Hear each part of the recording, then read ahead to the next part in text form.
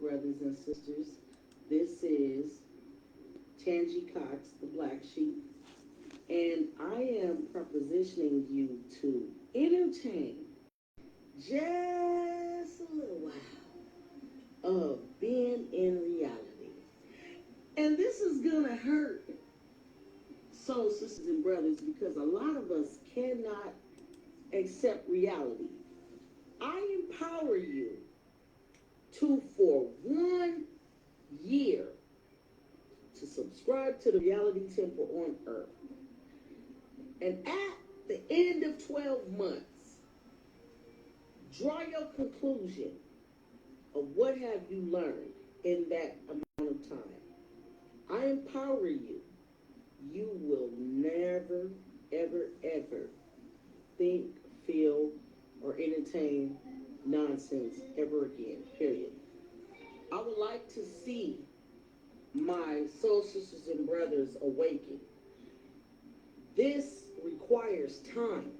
You need to spend about a year watching, researching, and looking.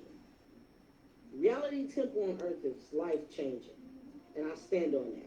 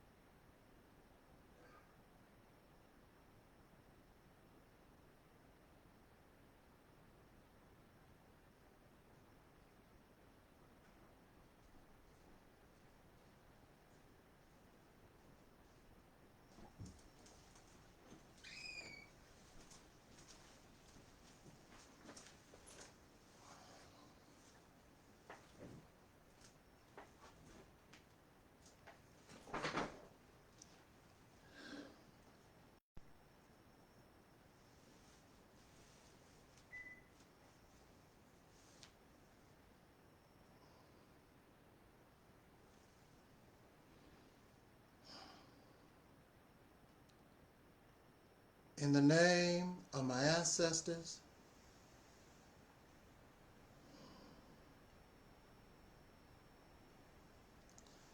peace forever and always, and welcome to another edition of what we call the Realities Temple on Earth Internet Ministry. I am the gatekeeper, the host of this program, known here on social media, wherever you may find me. I am known as the mighty Angel Snub 7.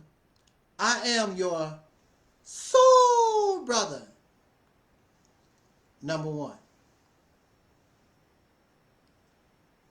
I would like to welcome all of you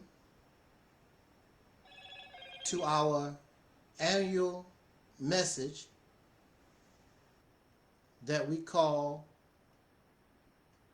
and for Soul Liberation Day. Our topic is, do Black Americans deserve a promised land like Dr. Martin Luther King spoke of? Before we get into our talk, I would like to dedicate this message and this day to our sister Assata Shakur and our brother H. Rap Brown, who have departed this life this year. It is very hurtful, as these two persons, I was a child when they were active,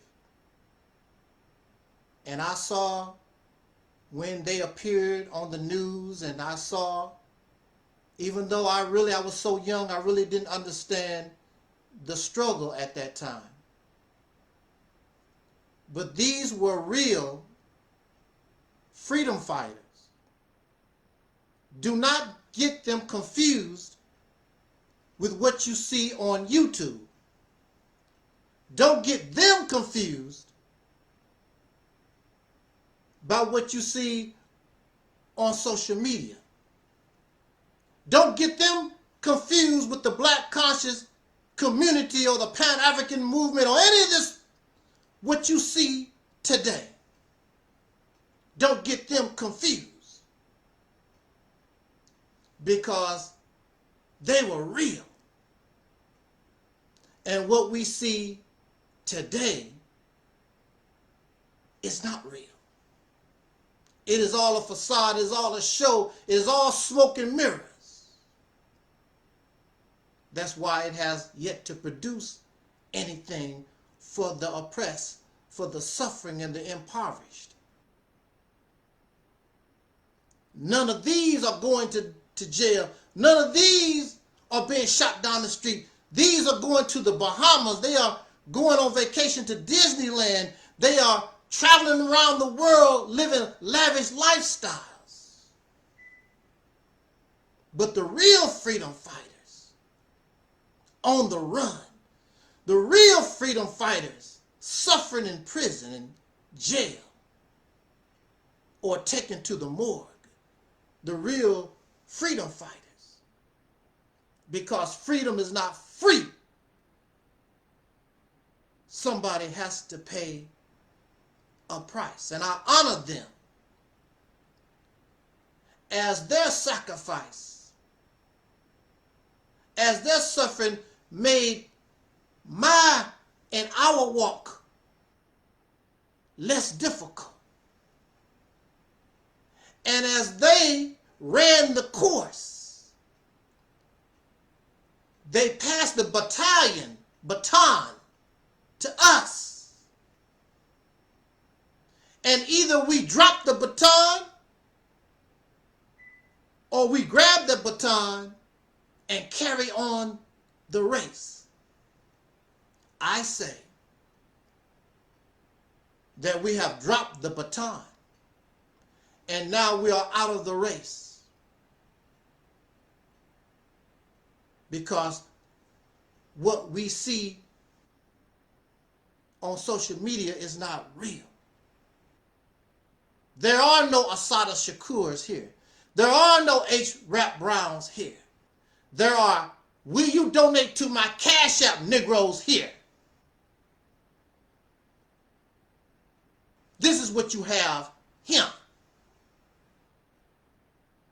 So I dedicate these few words, and I hope they are worthy of Assata Shakur. I hope what I say is worthy of H. Rap Brown today. Because with no doubt, and I don't care about what anybody else say, they are honored here. And they deserve that praise. They deserve that honor for the sacrifice and the suffering and even the death that they gave so others could live. I want to give a shout out to our brother Denzel Rogers and a shout out to our brother Gerald, who is new to our channel. I want to thank them for their words of encouragement and their support during this sabbatical. One may say, or one may wonder of why I have chosen not to talk in so long. I really have nothing to say. I have been talking since 2007. And I have been going through changes and developing and evolving, trying to get it right. And then when you get it right, others who have not developed tell you that you're wrong. And you know they have not developed because they are still talking about yesterday. And they have not accomplished nothing today, so we know they are not able to accomplish nothing for tomorrow.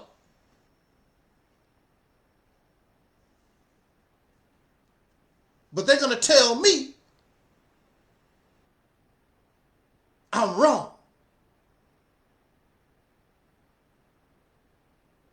I'm tired of the debating and the back and forth. I used to enjoy those things. There's nothing to enjoy because they have nothing for me. I'm out of your league. You can't, like MC Hammer said, you can't touch this. It's a waste of my time. I can only begin to look goofy like these. And I no longer care about being goofy. If you can't go in one door, maybe you can go in through another door. So now I concentrate on another door. And you want to help folks, but sometimes you have to leave them behind. And if you see me again, the worst punishment that you can get for your ignorance and your foolishness is to see me again on another level that you can't deny.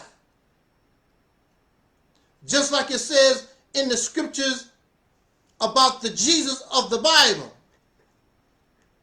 Speaking of Jesus, and his Father is going to bring his enemies to his feet. So that's what I'm going to do. Seek another door. And you have no choice but to give me my props, whether you like it or not. all of these folks thousands of followers, millions of dollars in cash up, and you have nothing. And you're happy-go-lucky. 12 years to build a school. And that's acceptable. 50 years to do this. It was a brother on here. I said, well, brother, how long is it going to take for you to do it? Maybe another 100 years. You're going to wait another, you don't even have another 100 years to wait in your lifetime. So you won't even be alive to see whether or not it's true or false. You got to wait 100 years. So here I am on my channel telling you in your lifetime what you can accomplish within the next 10 years, 15. And you laugh, but you're going to support somebody that say, well, it might take me another 100 years. It's going to take me 20 years. It's going to take me another 30 years. Because really they don't know. They just putting numbers out there. But at least the brother was honest. He said, hey, 100 years. Wow. There's nothing to talk about.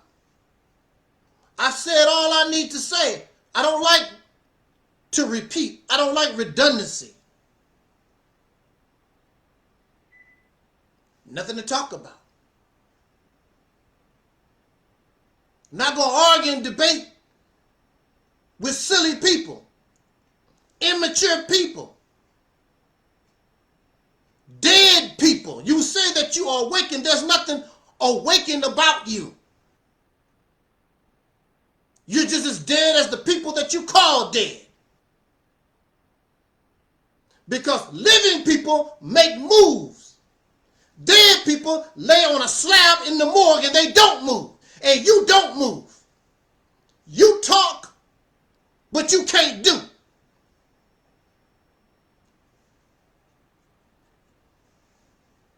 Let's get into our talk.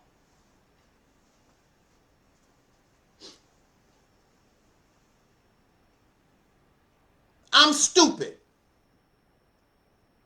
What? I'm stupid. You won't hear nobody call themselves stupid. All these YouTube channels and all these people with all these opinions, you'll never hear them say, hey, you know, I can be stupid. I'm stupid. Because if they tell you I'm stupid and you are impressed because you don't think for yourself, oh, this guy, oh, he got a lot of wisdom. Y'all need to hear him. He's smart. He intelligent. Donate to his Cash App. If they told you and admitted that they are stupid, they couldn't get your Cash App. I ain't giving my Cash App to no stupid person. So they have to paint themselves as intelligent as possible and say things that you like. Because if they say things you don't like, you won't donate to their Cash App. And I am an example of that. Because I say things you don't like. I'm giving you nothing. Forget you and your Cash App.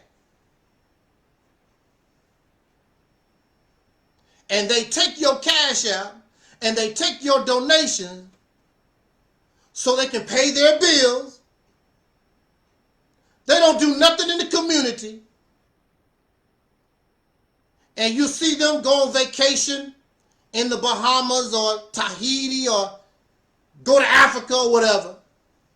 Not doing a damn thing for you. But that's all right. Because they smart. They intelligent. They're not stupid like me. Why would I want to support somebody who's stupid? Huh? Well, it's Sunday, y'all. Well, why would you want to support somebody that's stupid? Because I'm stupid, I can admit. There's a song in the lyrics, and it says, everybody plays the fool sometime. It didn't say some people or this people. It said, everybody plays the fool sometimes. Everybody plays the fool. There's nobody on this planet, including Donald J. Trump. I don't care how smart, I don't care who you think you are. Everybody can be played a fool.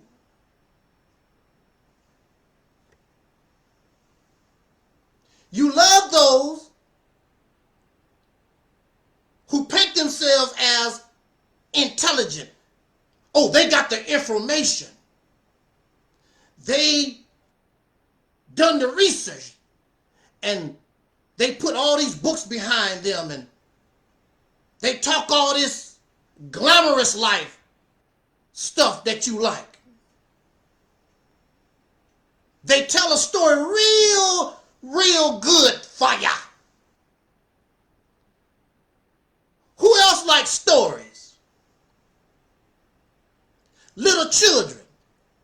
Daddy, read me a bedtime story.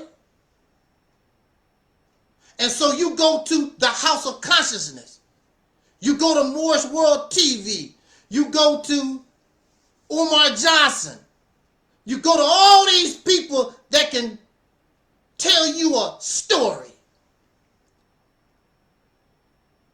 A bedtime, so that you can stay asleep. So you can sleep good. The best storyteller, somebody that can tell you that you're a king and you're a queen and you royalty and the melanin in your skin is superior over everybody and all this stuff. You like that. Even though you've been black all your life, you don't see what the melanin has done for you. You've been around. You're a king and a queen. You have no kingdom. You have no land. You have no resources. They keep telling you about something in the past, but you don't have nothing right now. But that's all right, because they feeding you these bedtime stories so you can feel good about yourself. And then they say, don't forget to donate to my Cash App.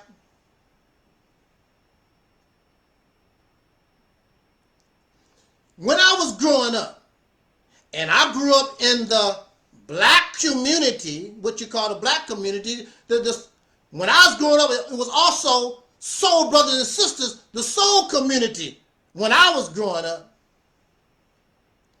And in our vernacular, in our slang, we used to say, hey brother, hey sister, you need to keep it real. We don't say that no more. It's not part of our talk no more. We like this. We like to talk about, and that never dies. We keep bitch and hoe and nigga and all. We keep those words strong in our talk. But I don't hear brothers and sisters talk about, you need to keep it real. Because in our subconscious, we know we're not real.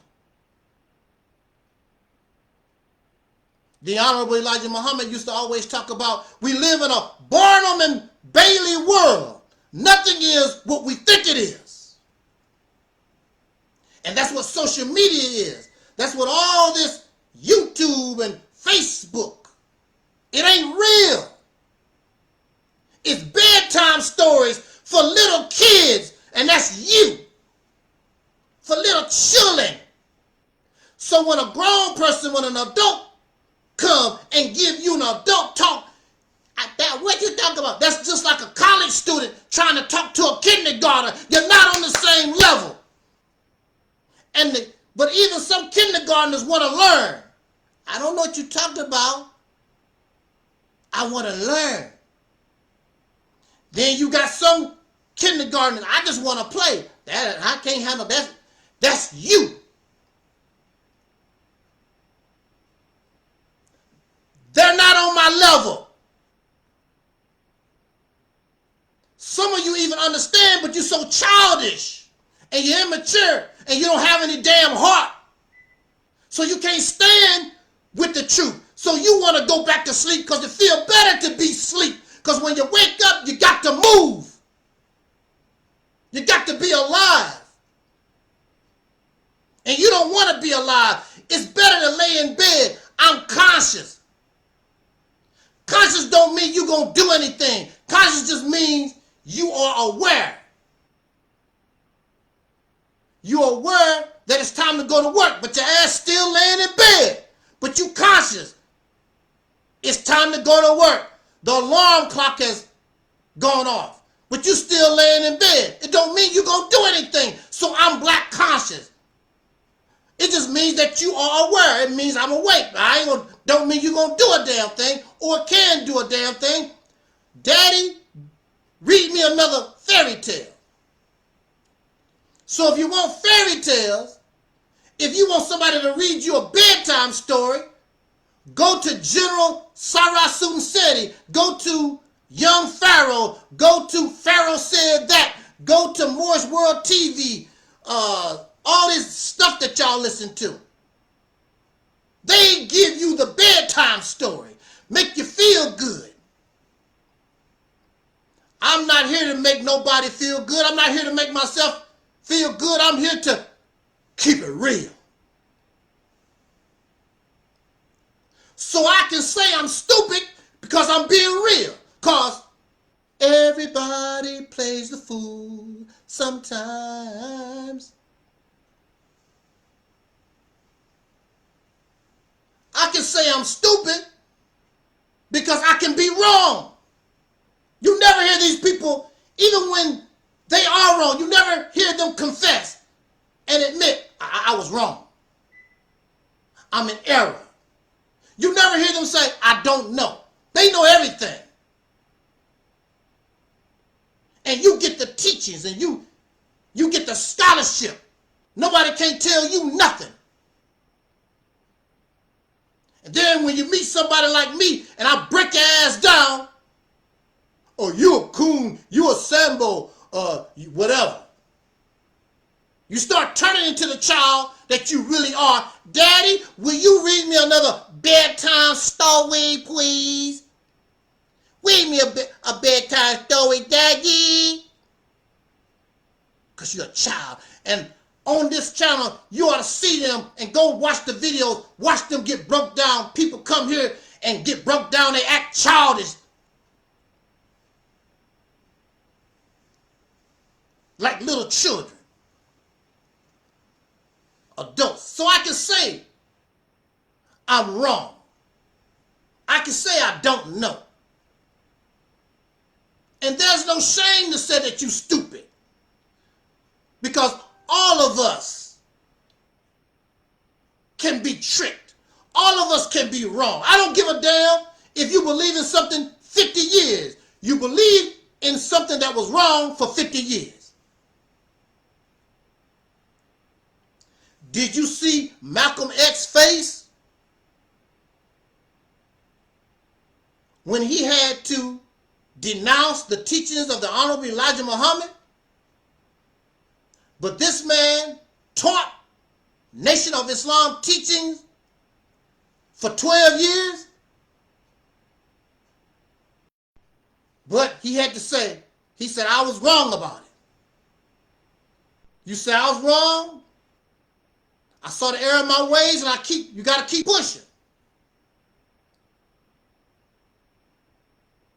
People work on your car. It's possible they can put on the wrong alternator. That's life. There's nobody perfect. We make mistakes. We make errors. The problem is not being stupid. The problem is not making a mistake. The problem is not being in error. The problem is staying stupid. The problem is when we make these mistakes, when we see our error, we don't try to fix it. We try to justify being wrong. We try to justify being in error. There's no shame in being stupid when you learn from your mistakes.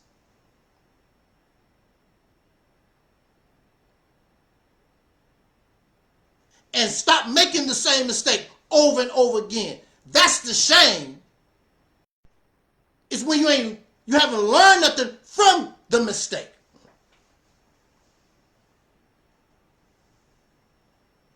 The scammer. These teachers. They never say that they are wrong. They never say they make mistakes. They never say, I don't know. They never say, you know, you got a good point. They never say those things. They're always, everything they teach, everything they believe in is the truth. But when you challenge it, it all falls apart. But they don't want to admit that. Lazy people really don't want to work. You want to believe in something that's not true. And these suckers have the nerve to attack Christian people. You ain't no damn better. They believe in Jesus. They stand on Jesus. That's their right. And you laugh at them. You do the same thing. I stand on the teachings of Elijah Muhammad. I stand on the teachings or whatever John Henry Clark taught. I stand on Ashra Kwesi. I stand on Noble Drew Ali. I stand on whoever. You do the same thing. But you think you better. You think you smarter. But you're not. And so the problem you really don't want solved. You little children laying in the bed, listening to fairy tales, and the problem is like a dog chasing his tail over and over again. You just go round and round in the same circle. So I can admit I'm stupid. But I can say I learned from my mistakes. And I'm not going to do the same idiot stuff over and over again. Because to do the same thing over and over again is a reflection of insanity. To do the same thing over and over again and you expect a different resolve, a different result. You're not going to get it. We are in a worse condition now than we were during the Civil Rights era. Because they really didn't know they was experimenting. They just knew they had to deal with the enemy and did the best they could. You're supposed to know better. But you don't.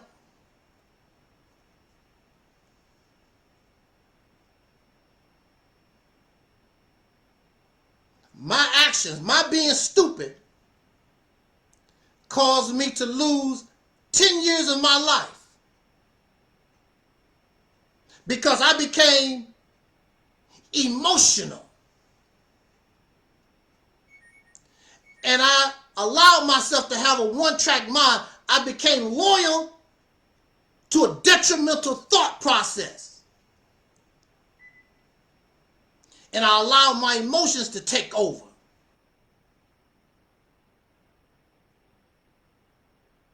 And the sad thing about it is that I could have actually been killed by the police. And the person that I had a conflict with, that person could have murdered me. I wasn't thinking. And later to find out that the person that I had conflict with in 2018, that person murdered his whole family. So if this man, if this person murdered his whole family, and I knew he had a gun and probably used the same gun that I know he had, he could have easily took my life. Because now we see that he is capable of murder. You can kill your family. Huh. Who am I?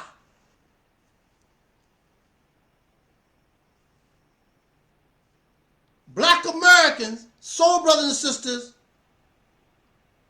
we are an emotional people. Not spiritual. You call emotion spirituality. No, you are emotional. You are an emotional people. And whenever you concentrate or allow any emotion to dictate your mind, whether it's you are too angry, too happy, or too sad, proper thinking, and you cannot reason when you allow yourself to become, you have no control over your emotion. When it comes to religion and this blackly black scholarship, and some of you sissies, if a man talk good about women, as soon as you can't hardly even get it out your mouth, you get emotional. Oh, no, brother, women don't, women supposed to, why they do, women supposed to do, how come you don't believe in Jesus? You wrong for that, black Negro. Don't talk about my messenger, Elijah Muhammad. Don't you talk about Noble Drew Ali. Don't you talk about Dr. Umar Johnson. They get upset real quick. Because you're not spiritual, you are emotional. Because these things that you have rallied yourself around make you feel smart.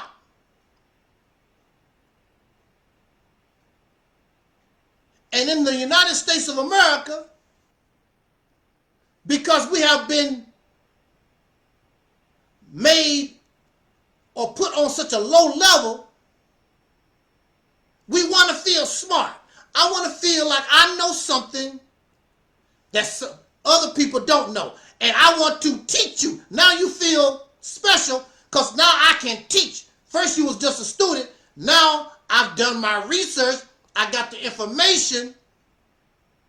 So let me teach. Because in this country, you've been nothing but a slave. In this country, you've been nothing.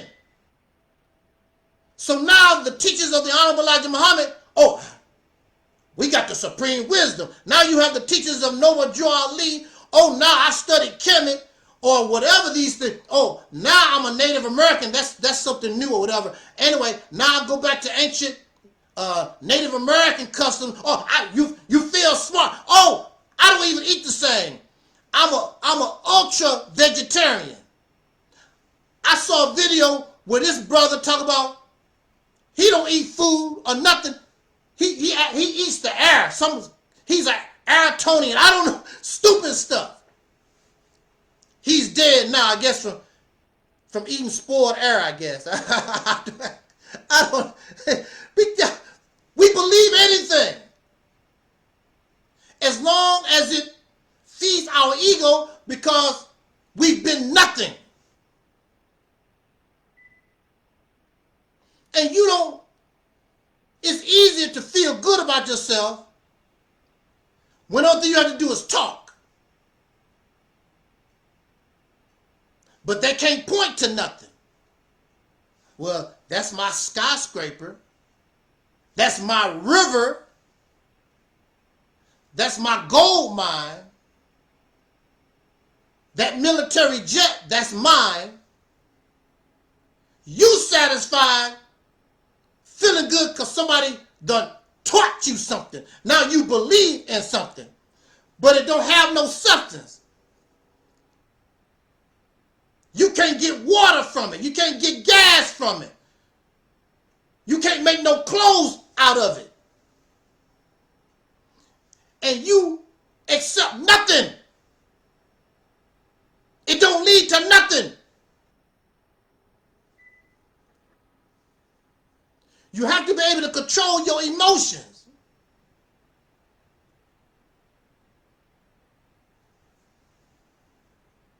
There are people, because they could not control their emotions, they actually killed somebody who they loved. But they got so emotional, whatever it was, and let the anger or the sadness or whatever it is take control of themselves, and they killed their mother or father or their own child or parents.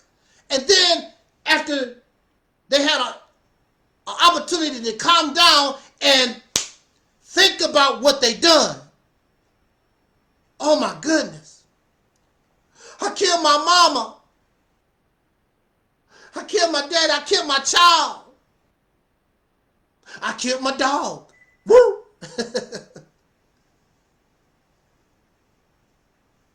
Done it out of emotion. When we are emotional, we don't look at life realistically. Whether the emotion is sadness or happiness or anger, especially anger, it causes us not to think and analyze. So you don't make proper choices. And so Black America is an emotional people, and because of emotion, you don't make proper choices.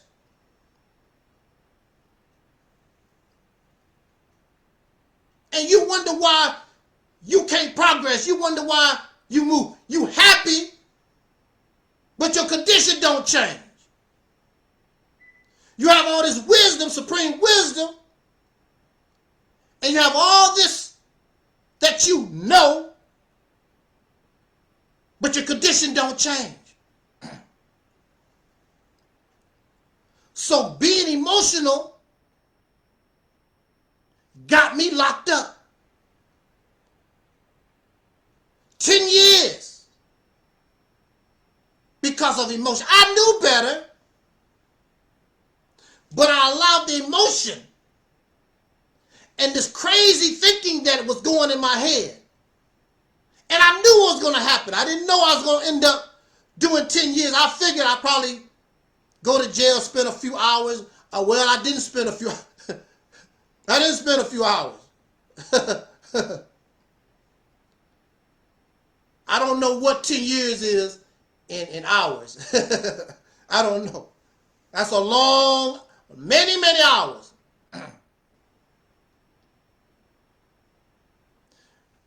The consequences of emotion brought me jail time. It brought me shame. And it brought me mockery. You crazy. I wasn't locked up in the regular prison system. I was locked up in the mental institution. So that's a double whammy. Not only are you a criminal, but you crazy too. You're a crazy criminal. And when people don't like what you say, I see why they put you in jail. I see why you was in the crazy house. But if I don't tell them that, and if I talk and bring the fairy tales, these bedtime stories that you love, oh, the white man do that to the brothers. All these innocent black people go to jail, black men being incarcerated. But as soon as you say something they don't like, I see why you crazy. Oh, I see why you're crazy. I see why you was in the nut house. I see why they put your crazy ass in jail. you need to go back. That's how these are the freedom fighters. These are the people that say they love black folks. They get angry, they get emotional. I hope you go to jail. I hope you die.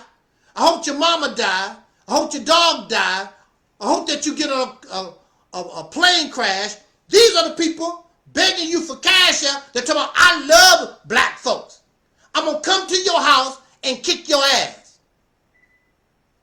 I had a brother tell me who loved the black people. He said, I'm going to come to your house and kick your ass. These are the people that love you. As long as you accept their bedtime story.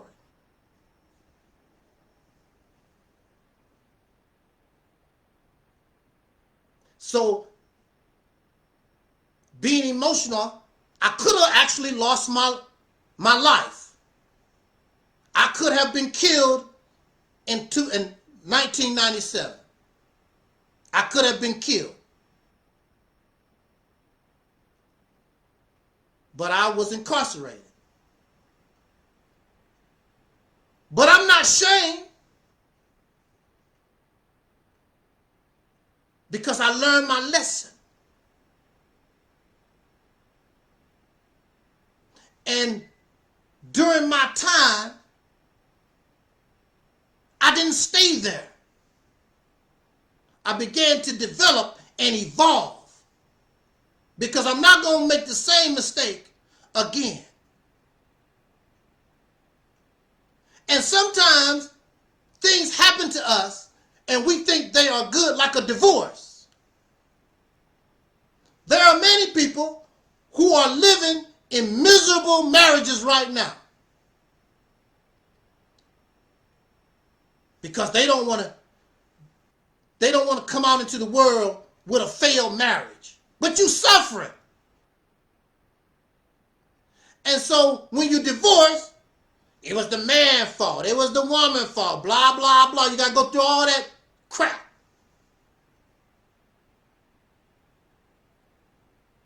But sometimes it's for the better. There are people who are divorced who are better friends now than when they was married. Sometimes things happen that you think is bad, which turns out to be good.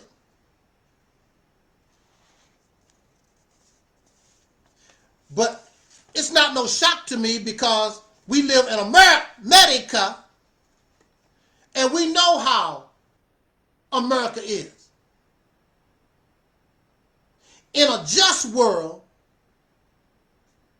at minimum, I should have got probation. We'll put you on 5-year probation, 3-year probation.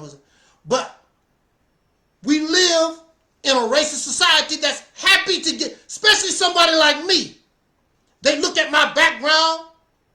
I'm blackety black and talking all that black stuff. Oh, yeah. Gotta put him away, because he might start doing it again. And even though it's not really effective, we don't want him to go out there and spoil our slaves with that stuff. Could cause the black people to start thinking and really looking at stuff. We got to put him away. Put him with the crazy folks. So everything I say, that's twazy. And so you have the black conscious community. You have these people that tell you, that tell us, I love black people. I love black people. I do this for the people. I do this for my people. For the Africans. I do this. But as soon as you disagree, as soon as you say something they don't like, they wish bad on you. The religious folks, God love everybody. God sure do. Allah Akbar. But as soon as you tell them, I don't believe in your God, I don't believe in God, period, and then something bad happened to you, oh, see? See, that's why. See, because God is punishing you. But when bad things happen to them, why don't they say, God must be angry at me for some reason. I got cancer. I got hit by a car. God must be. They never say that about themselves when something. That's life. Whether you good or bad, you can go in an airplane and you might make it to your destination, or the plane could crash. That's the probability. Every time we drive our cars, there's a probability of a bad accident and you won't be going back home. I'm sitting here talking to you right now, and there's hundreds of airplanes in the sky. Who's to say on live screen right here, while I'm talking to you, an airplane come in and crush me to death? That's life. Has nothing to do with no God, has nothing to do with no spirits. That's just life. Good people, you would think they would live a long time. Many good people die at young ages, and some of these evil, wicked, nasty ass folks, you like, damn, when they gonna die? Look at Donald Trump, your president. 80-year-old geezer running around. Piece of trash. And a lot of these others in the political arena, old ass geezers. And a lot of them was racist back in the day, like Joe Biden. Still running around. And people like Dr. King and Malcolm, been gone.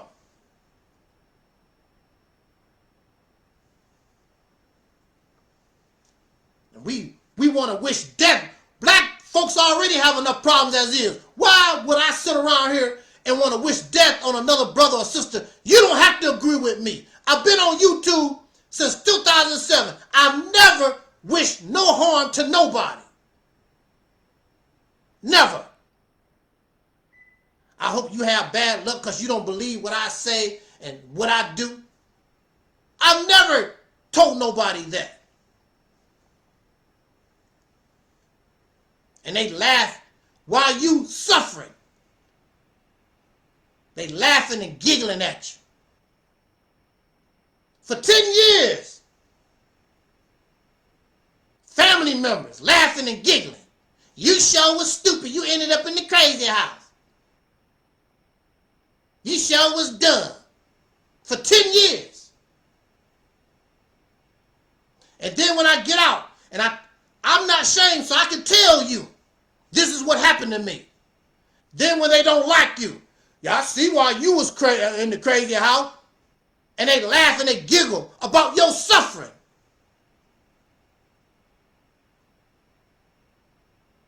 You dumbass. And that's how Caucasians, that's how Donald Trump and MAGA, that's how they look at Black America. A bunch of confused children. And they laugh and giggle at you every day.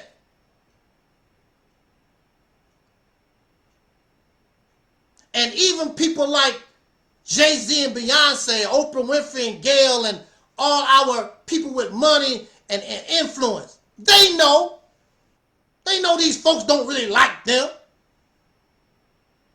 Only because I'm Beyonce, only because I'm Jay-Z, only because I made a name. These folks don't give a damn about you because you're Michael Jackson. They don't give a damn about you. Soon as they get an opportunity, they're going to take your wealth, destroy your crap, and take it for themselves. Like what happened to Michael Jackson. Caucasian people run, control Michael Jackson's estate. His own mother don't have no say-so. All that work Michael Jackson did from a child, all those charges, all the hell Michael had to deal with in his life. And when it's all said and done, everything went to white folks. Because he lived in a fantasy world. And he was always a slave. Everything you do, go back to your massa.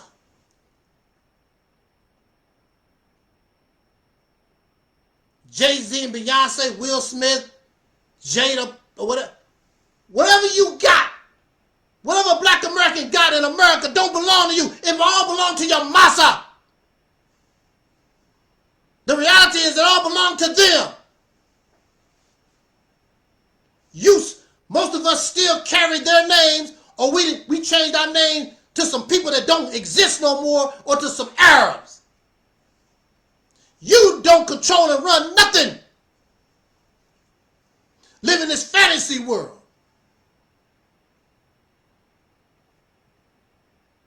And all your heroes, they feed you this bread and butter. And you happy with nothing. So the Honorable Elijah Muhammad said, why do we love the white man? Because he gives you nothing. Why do you love Umar Johnson? Why do you love Louis Farrakhan? Why do you love Moore's World TV? Why do you love Sanada? Why do you love Young Pharaoh? Why do you love General Sarasun Seti? Why do you love all these people? Because they don't give you nothing. They give you teachings and wisdom that don't produce nothing tangible. Nothing. You happy with nothing. And the something that you got it from white folks directly or indirectly. That's the truth of the matter. Because you're still a slave. You don't make no laws. You have no control of nothing. Massa give you $1 million. Massa give you some butter biscuits. And you take your happy ass on. And all these teachings do is make you feel like you're not a slave. But the reality is you're a Kemetic slave. You are a Pan-African slave. You are a black Christian slave. We're nothing but slaves in this country. Don't run nothing. You can't flush your toilet without them.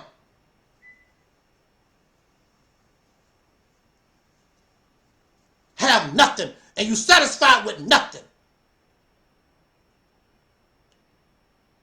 So I heard the comedian, what's his name? Epps, Brother Epps. I forgot. He's the comedian. Mike Epps, I believe that's what his name is. I heard him say on a video about black folks.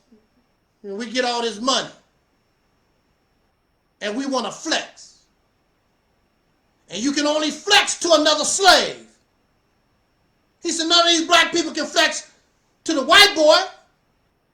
Because your flex, I don't care who you are. If you put all our people with money together, you can't flex on them.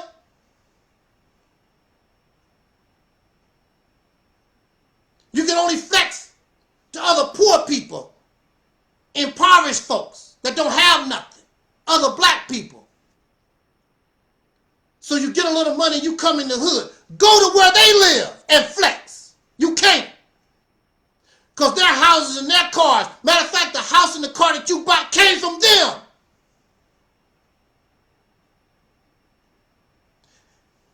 And then you have people like MC Hammer, couldn't hold on to his wealth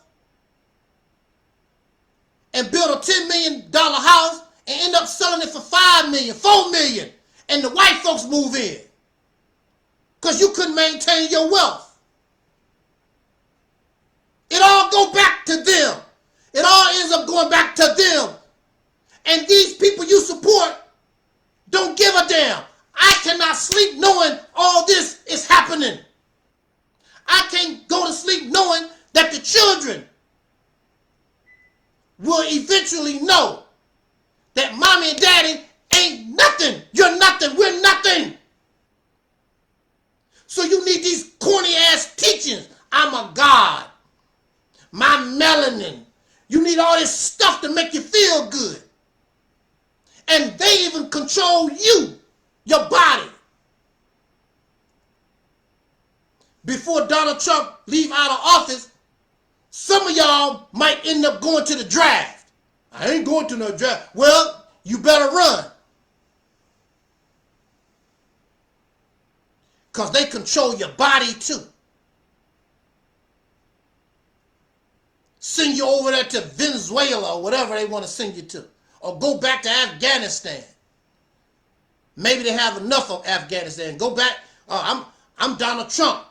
I can do what other folks couldn't do. I'm going to send the troops to Afghanistan. I'm going to beat them. Finally beat the Afghanis. Or whatever. Or I'm going to go to Somalia. Since y'all Africans, send your African ass back, go to Somalia. And take these bullets with you.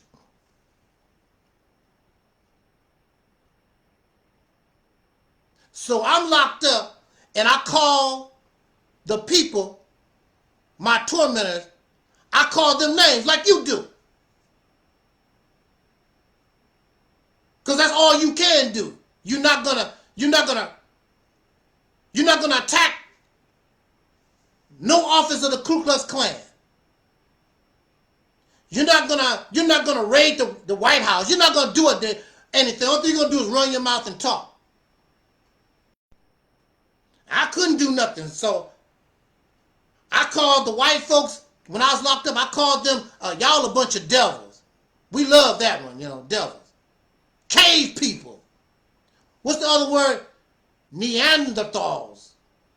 Cave people. You like to call, I called them the children of Adolf Hitler. We like to call people names. Like little children do. Some little children call their parents' name. You a boo-boo, because they can't have a cookie. Can I have a cookie? No. You a boo-boo. I'm a what? You heard what I said. You a boo-boo. And so I called them because it made me feel good. It makes the child feel good. Then the parents said, take your ass to your room and don't come back out till dinner time. Boo-boo that. Take your ass to your room and don't come out till dinner time. So I'm calling these folks devils or whatever. And the devil told me, that's right, I'm a devil. I'm a devil going home to Christmas. We're going to have turkey. We're going to have ham. We're going to play games and open presents. And your happy ass going to be right here in your room behind bars. Now, how you like that? I'll see you tomorrow. And then, I'm not going to see you Christmas Day because that's my day off. Matter of fact, I'm a big shot. I got the whole week off. So I'll see you next week. I felt so stupid. I felt so stupid. That's how you guys do.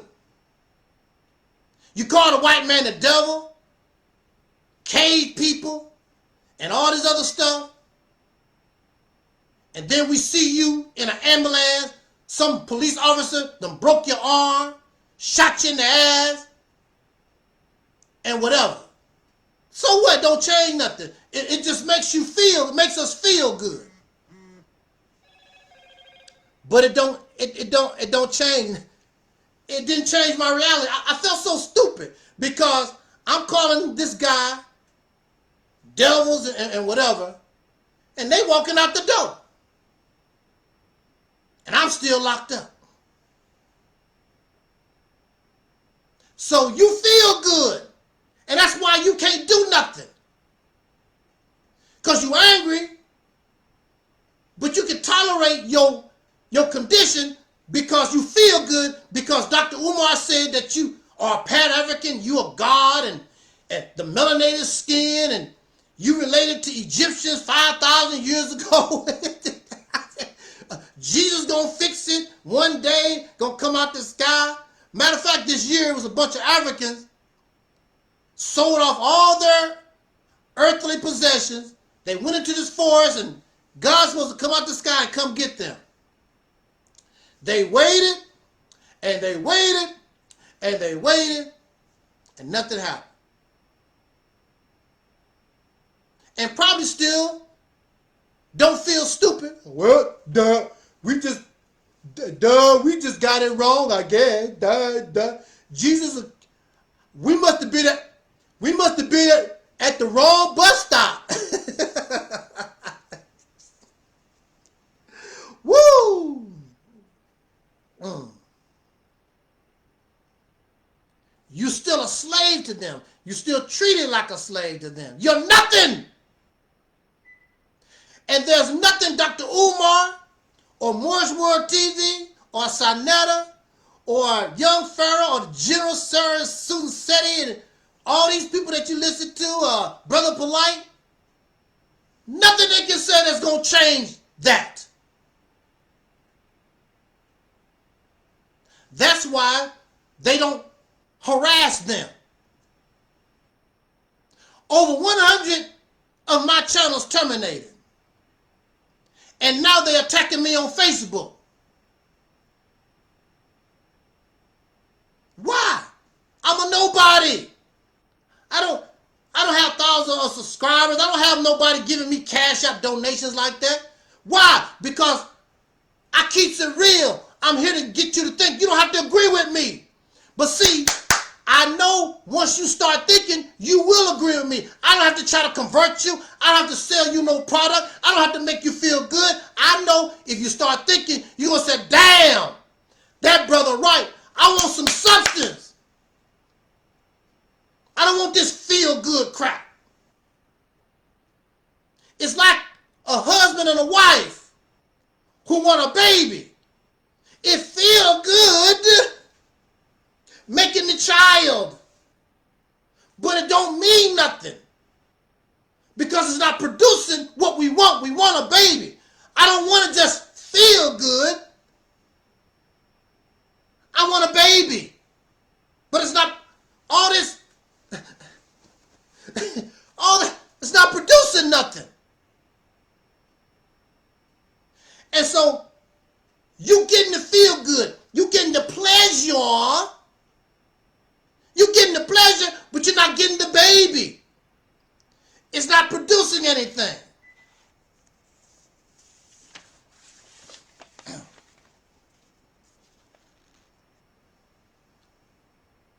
So you call names. You don't have no power. You don't have no influence. It's like going to a gunfight and the only thing in your pocket is lint. You have nothing. And the reason why you're satisfied because you're asleep. Because you still have a child, still have a slave mindset. And most of all, to be quite honest, you're scared. Because in order to get what you really want, what you claim that you want, somebody gonna have to die. Somebody gonna have to suffer. Assata Shakur, H. Rap Brown, somebody gotta die. Somebody gotta go to prison. Somebody gotta get hurt. You're gonna lose your job. You're gonna be harassed. You're not ready for what it takes in order to be a free people. It's better to pretend. It's better to pretend.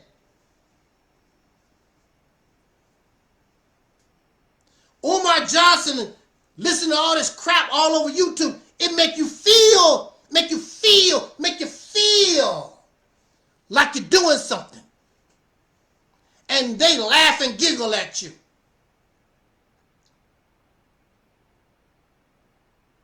Black men got together to vote for Donald Trump.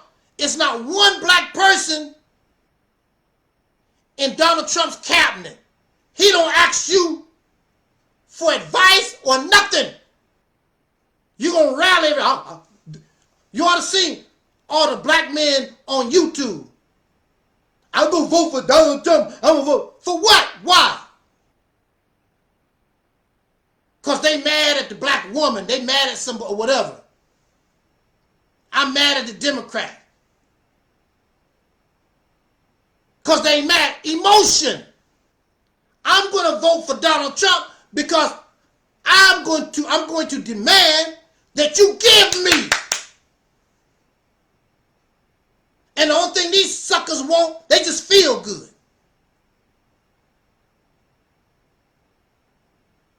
Donald Trump don't ask them their advice or nothing. You gave this sucker your vote and you get nothing except you feel good because you vote out of emotion, not because out of not looking for substance. It's just emotional. None of you can talk about no other black folks because all of you are the same. Emotional. Childlike, a slave. Ain't nobody better than nobody.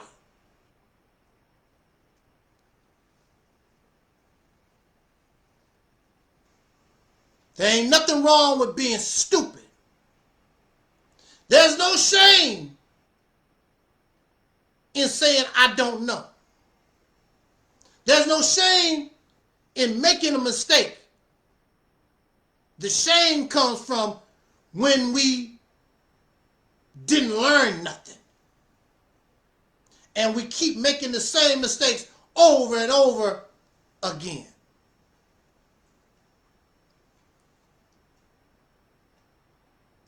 All this blackity black stuff, you've been on YouTube since 2005. This is 2025, which means 20 years, right? What has all this supreme wisdom? What you know, what has Louis Farrakhan, the Muslims, the Kemites, the Hebrew Israelites, the Native American folks, whatever, Aboriginal, y'all, we've been doing this stuff 20 years.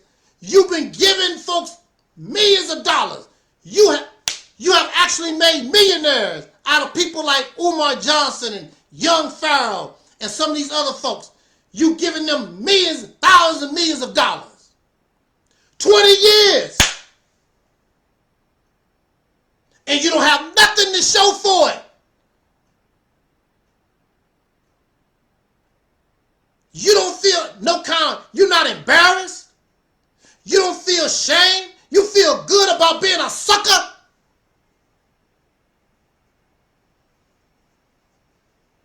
I wish our sister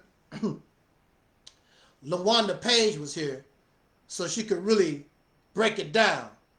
What you mean, sucker?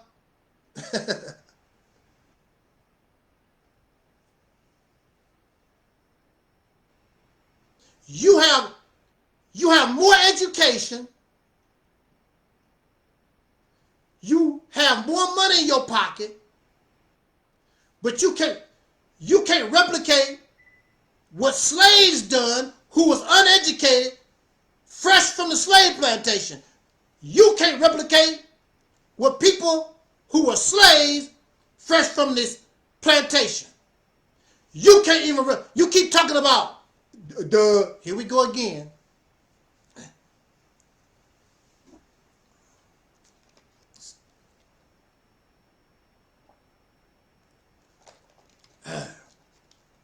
Here we go again.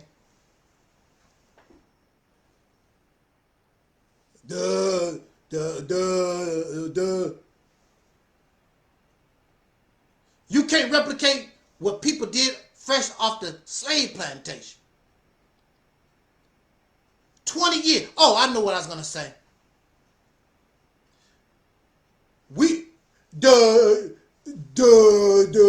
Come on, vote. We need a new Black Wall Street. How long have, rest in peace, I forgot what the sister's name, rest in soul power, the last surviving member or resident of Black Wall Street. She just died this month, I believe, or last month. I wish I had an opportunity to talk to her before she passed this life. We need a new Black Wall Street. Tell the people you giving your money to. And then they believe these suckers, and I think, what's his name? Dr. Boyce Watkins supported the effort or whatever. And all these people, because you falling in love with the idea of a Black Wall Street, but all emotion, you're not asking these people exactly how are you going, this is going to be done. How are you going, you put me on the hot seat. Any little thing you think that you can come out your little mind, you put me on the hot seat. That's fine, because I got it all worked out. These people give you nothing except feed your emotions, because I'm a YouTube personality. I'm popular. People love me. People like me. That's all they need. Gave this man, I forgot what his name was, gave him millions of dollars. And then he made it in a way, everything about Black Wall Street went in the gutter, but he didn't lose none of his money, and a lot of that money went into his pocket. Far as I know, haven't heard from this dude no more. And people like Dr. Boyce Watkins, you don't hear them bring it up no more. And he's still selling his snake oil. How long he been on YouTube? I can make millions. You're not doing nothing for yourself. He's telling you, buy his books and buy his tapes or come to his seminar. He can help you make money. It's all about emotion. We don't care nothing about substance.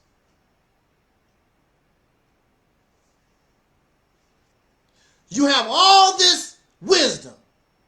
Mr. Scholar, Mrs. Queen, the kings and the gods of civilization. You got all this melanin and you can't produce a damn thing.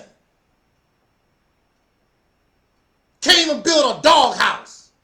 Dog outside, shaking his tail. Icicles on the dog's tail.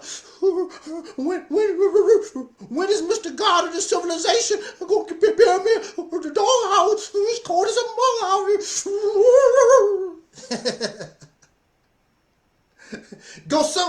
Matter of fact, you can go some places in the hood, they don't have a dog house.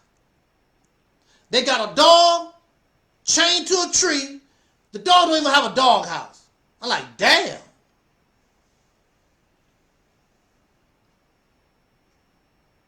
It says in your scripture,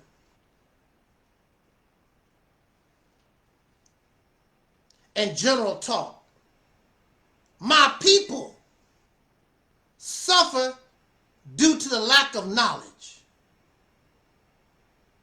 Not any knowledge. It's got to be the right knowledge.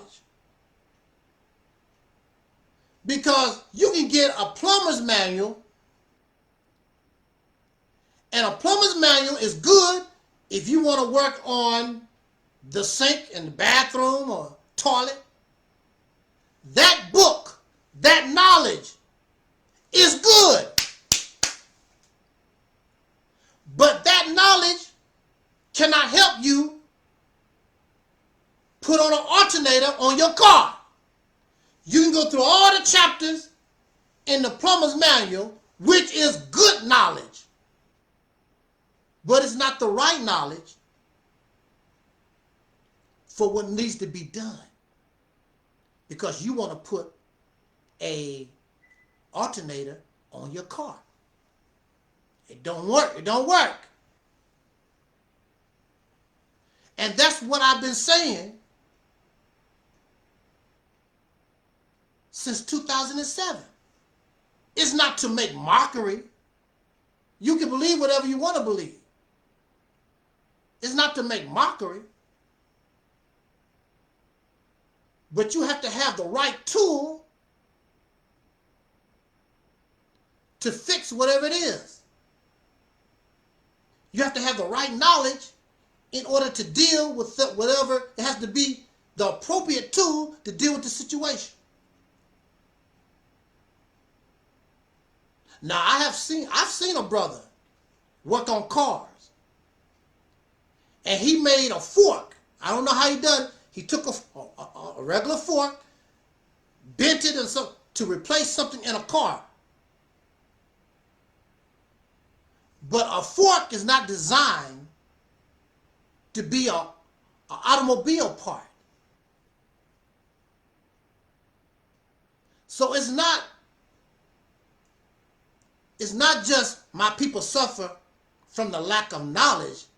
It has to be the right knowledge. It has to be like Vanessa Williams used to sing in her song. It has to be the right stuff, baby. So I'm not making mockery of your scholarship. I'm not making mockery of your books and your research. What I'm telling you is it's inappropriate if you want to change this situation that Assata Shakur and H. Rap Brown was dealing with. It's not appropriate. It can't help you. It can't help us. Nice to know in a university or some school, but it does not help us to change this condition that we find ourselves in.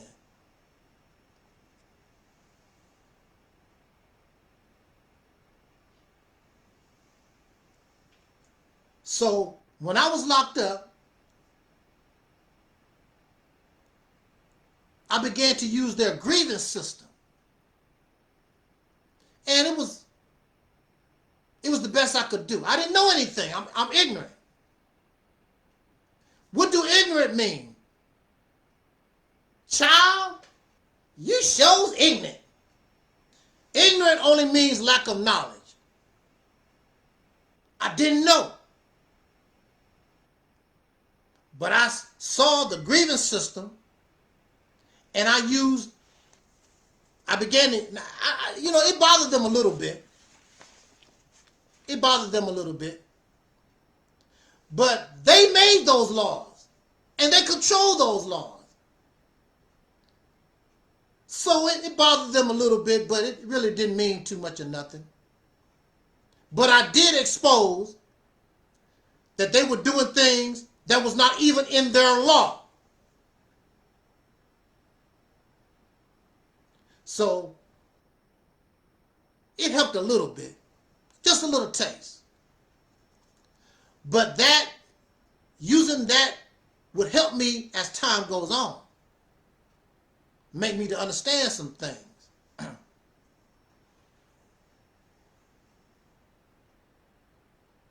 Nobody on this planet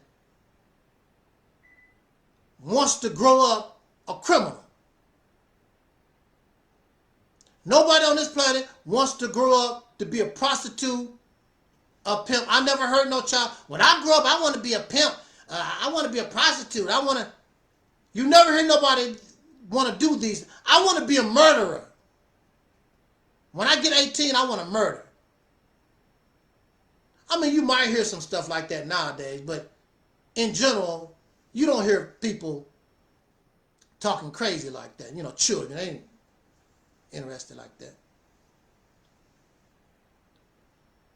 I was locked up with people. Some of them did some horrible things. But we never know what will happen to us in life. And we don't know what happened to another person that caused them to be in the predicament like me. You don't really know what happened that caused them to be in that situation. And when you do a horrible crime, horrific crime, you should be punished. There's no doubt about it. But everybody, just because they end up doing something terrible, don't mean that they are evil and wicked. And they just was heartless. Something happens to people somewhere down the line and get caught up. Poverty can cause that. Abuse can cause that. Things happen to us in life. So I just wanted to bring that out to let you know that we should stop trying to judge people as we do. Because as long as you live, you don't know what's going to happen to you. You really don't know what you might do. Folks be going through things. I don't know what it was about me. I could be minding my own business. And not only did the patients come and sit and tell me their life story, I had employees used to sit and talk to me, telling me their life story. I didn't ask for folks to tell me their life story, but they would just sit and just start talking. I did this, and when I was little, I blah, blah, blah. And you find out that people, see, we're so caught up in race. We so caught up in the vicious thing that has happened in history, and I understand all like that or whatever. But all this, even in all that, everything, it has happened for a reason. And that's why it's so important that we change it. You cannot fight fire with fire. You fight fire with water. Sometimes you can fight fire with fire because, they put that ring of fire to keep it from spreading. But you got to use water. You got to find something to extinguish it. This fire been going on almost 500 years or longer. Longer than 500 years. And if you don't put it out, the only thing going to happen is it's just going to spread from one place to another. You can contain it here, but you're going to have the fire over here. We got to put the fire out. You cannot put the fire out if you have the same mindset as the people that you complain about. And that's what you see in the black community. They think just like the Caucasian. They walk like the Caucasian. They talk like the Caucasian. If it walk like a duck, quack like a duck, is a duck. A Kemetic duck. A Moorish duck. A Muslim duck. You're nothing but a version of the white man. That's all. You act like him, you talk like him. You're no different. Because if the black conscious community, if they truly was who they say they are, why wouldn't the people want to gravitate toward something like that? Because I was getting ready to say the N-word. But that's the truth of the matter. That's why. You're a Moorish N-word. You're a Kemetic N-word. Matter of fact, they even use those words. Because that's what you is.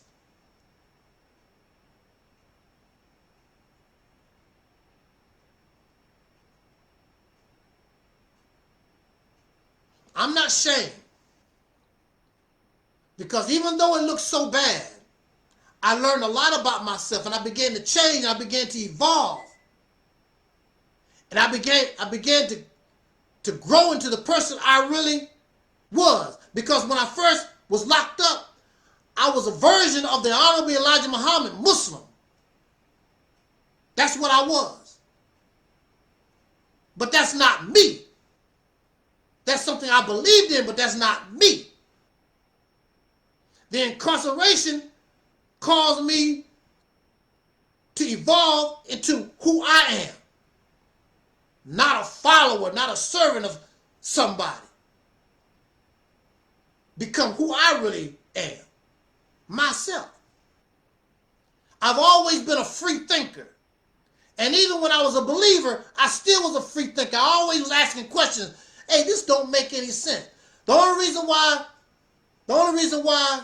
I was part of the Nation of Islam, because of my ignorance. I didn't know no better. I did the best I could. But as you grow, as you mature, as you develop, I began to see things for what it really was. And when I became incarcerated, everything, I had to question all of it. Everything I ever was taught, I had to go over it. And I kept some things, and I pushed other things to the side. Because they weren't true. They were in error. It's not real.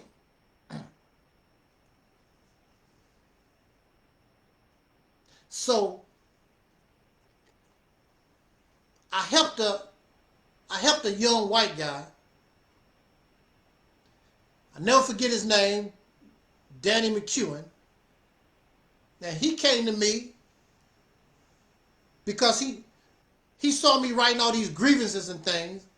He came to me and he said, man, you writing stuff pretty good or whatever. You can read. Can you help me with this? With this paper? What is that? My lawyer told me I can use this paper to get out of here.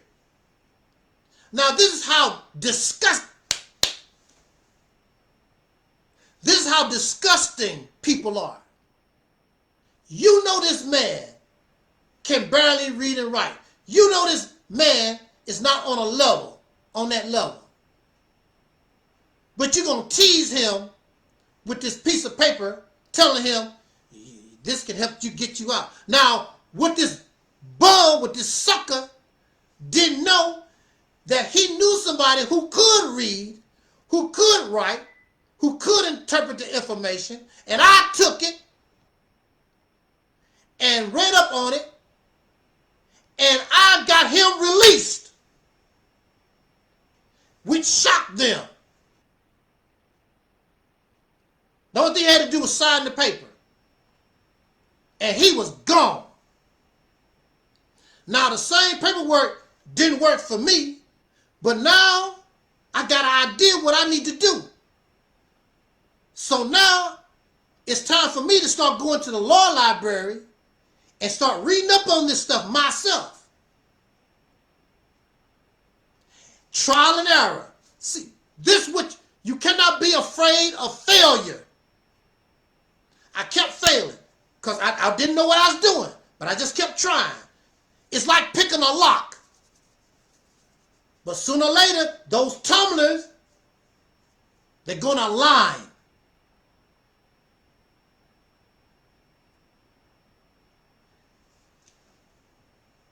And I learned how to do that legal work. And the straw that broke the camel's back, these evil ass people back, was when I learned how to file a restraining order. And I filed a restraining order on the ass. Now mind you, people been laughing and giggling. But when I start taking them to court, all the laughing, all the giggling, even people in my family, they were like, damn. When I start making those moves, start giving these people an ass whooping,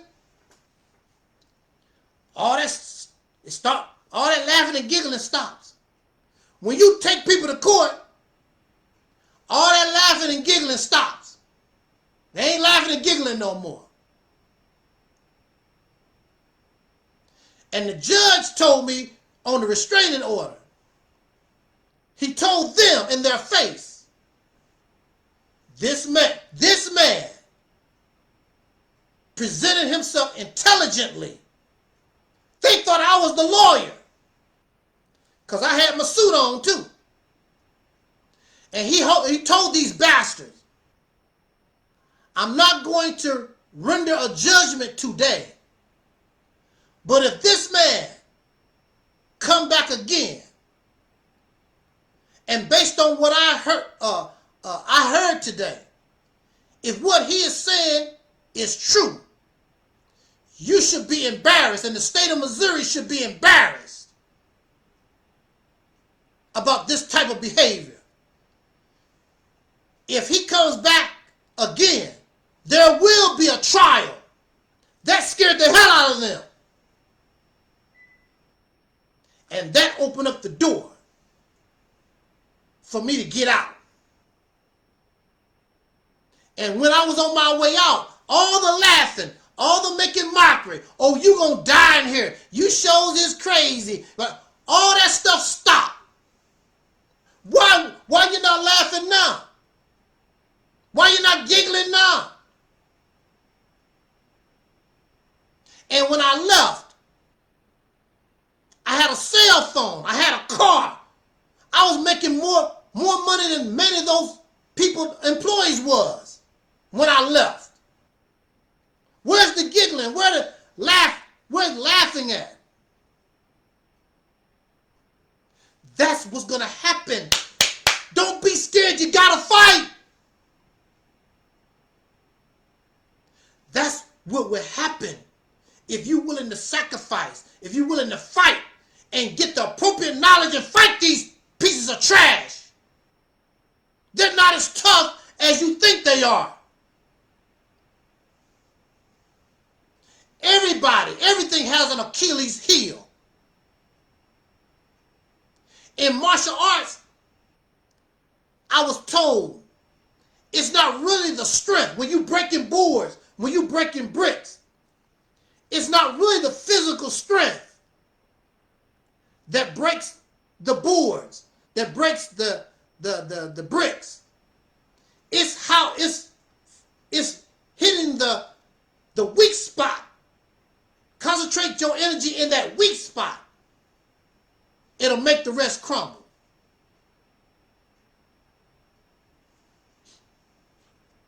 The right knowledge. The right knowledge. Y'all still with me? Welcome to Soul Liberation Day 2026. Our message and the question that we raised today: are Black Americans worthy, or do Black Americans deserve the promised land like Dr. Martin Luther King spoke of? Do you know that we could be the greatest generation ever produced? We have that potential. Everything is on our side. The money, the education, the time, everything has lined up just right for you and me to solve this problem once and for all. Do you understand? You have the potential. But potential don't mean that you're going to live up to it. It's like an egg. Every egg a chicken lay has the potential to become another chicken. But something can go wrong. It's not fertilized. Something in the inside go wrong. It's not the chicken didn't lay on it properly. Keep the right temperature on it. Something can go wrong. Or it can get ate. Woo! Or it can get ate. Woo! And that's what you and I are in this country. We can't live up to our potential because something is eating us. And we're not allowed to grow. We're not allowed to manifest ourselves.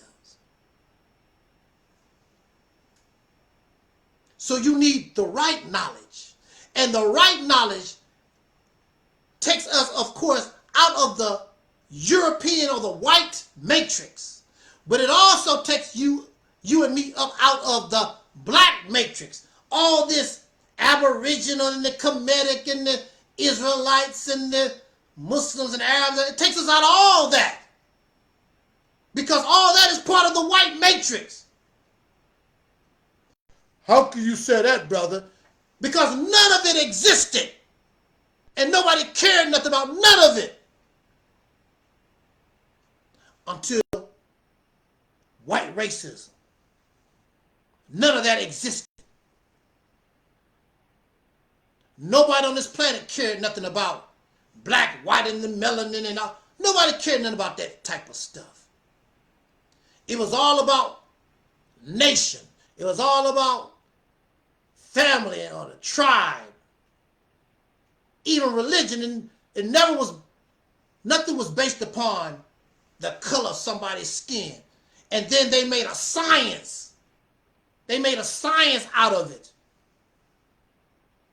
So you caught up in the web and the trap of their racism, that the sick poison of race. You caught up in it. After 20 years, what has it done for you lately? Besides make you feel good. It has done nothing for us.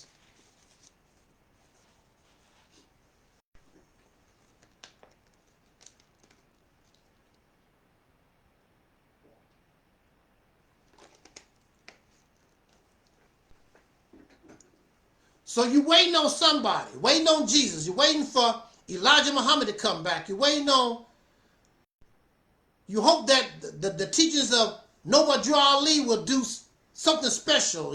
Been, whatever. We're waiting on the rise of a black Messiah that we didn't know nothing about. J. Edgar Hoover said it. Because I don't think nobody else taught that. About the rise of a black Messiah who will become so popular, he will unite. As soon as you see this black Messiah, all the black folk, he the black Messiah. Hey everybody, wow, he the black Messiah. He's the black. I don't know, we always think, I don't know, we have an unrealistic way of looking at things. But now many of us, we use that terminology that J. Edgar Hoover invented. We're waiting on the black Messiah. But now the black Messiah was Elijah Muhammad, or it was Malcolm, or maybe Dr. King, or maybe Huey P. Newton, or Brother H. Rap Brown. We waiting on the rise of a black Messiah. Really we are. we waiting on that black Messiah. Problem. What if the black Messiah is not what you want him to be?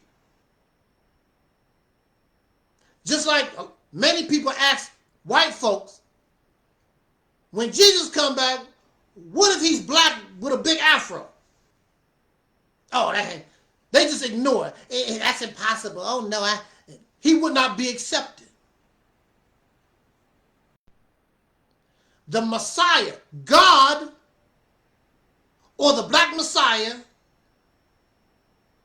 or a messenger of God, must be in the form that you believe in. Otherwise, you won't accept it. But what if they don't come in the manner that you want them to?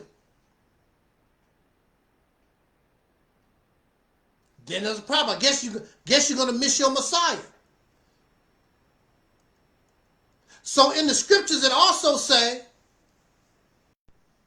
he came unto his own, and his own received him not.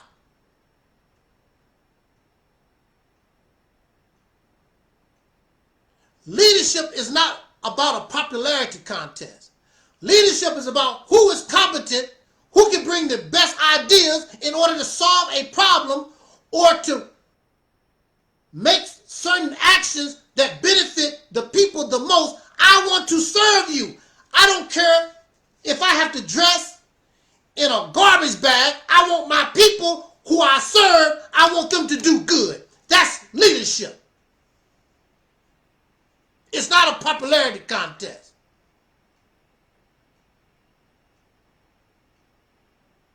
I'm very humble when I say this.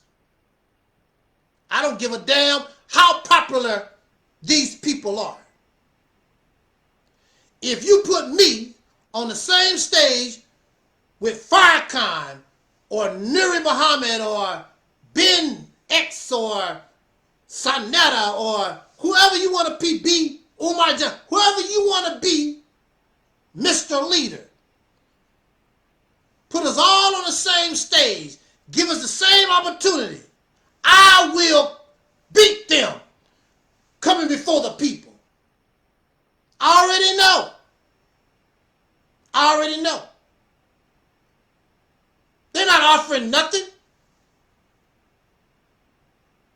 They already have thousands of people and don't do nothing with them. That'll be the first thing that I say to the people. Minister Farrakhan has thousands of people. Sanetta has thousands of people listening to him. Thousands of people listening to Umar Johnson. What have they produced? That'd be the first thing that I hit them with. They have no plan. They have no vision. They just have talk.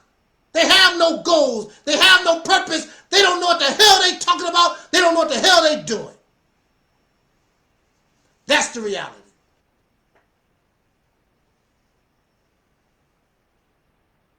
You won't accept the black Messiah because the black Messiah or the Savior has to be in the package, in the vessel that you believe he or she should be. Black Americans. See, we love dead people. We love dead civilizations because you can paint them any way you want to. They don't never reference and brag about nobody alive because we can examine them right now. But you can talk about, well, Kemet did this and they did this in ancient Israel or they did this on the Indian tribe 5,000 years ago. You can talk about all that harmonious, righteous, and holy stuff because all of it is dead. And you can paint it any kind of way that you want to because it's dead. They love Malcolm, but when Malcolm was alive, his own people allowed him to be murdered and wasn't able to hold up what Malcolm left.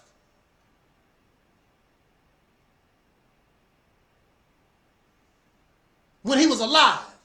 Now you have all these people. I love him. You love Malcolm because he's dead.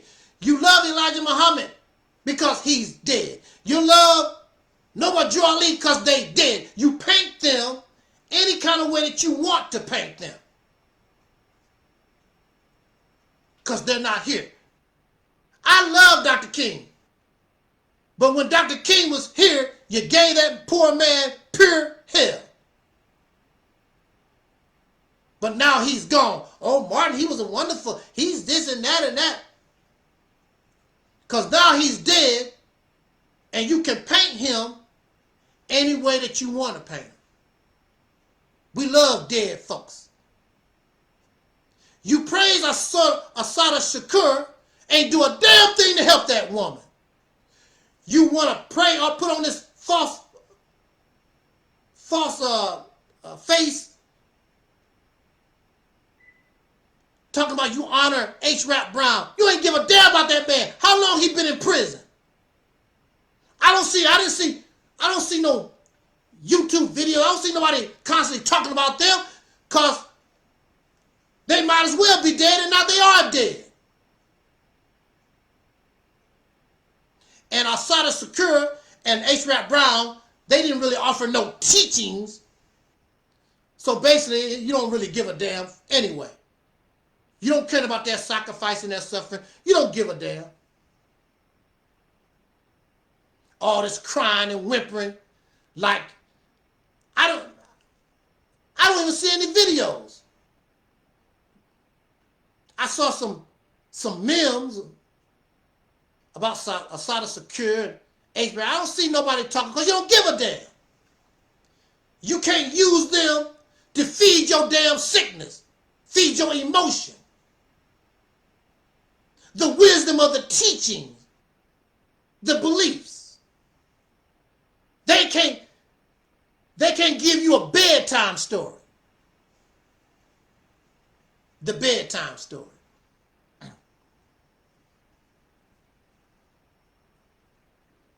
What is all this Kemetic stuff? Egyptian stuff? You're nothing but a grave robber, just like the rest. The Europeans steal the treasures, the coffins, and whatever, and your ass want to steal the scholarship. What you think they left? You ain't nothing but a grave robber too.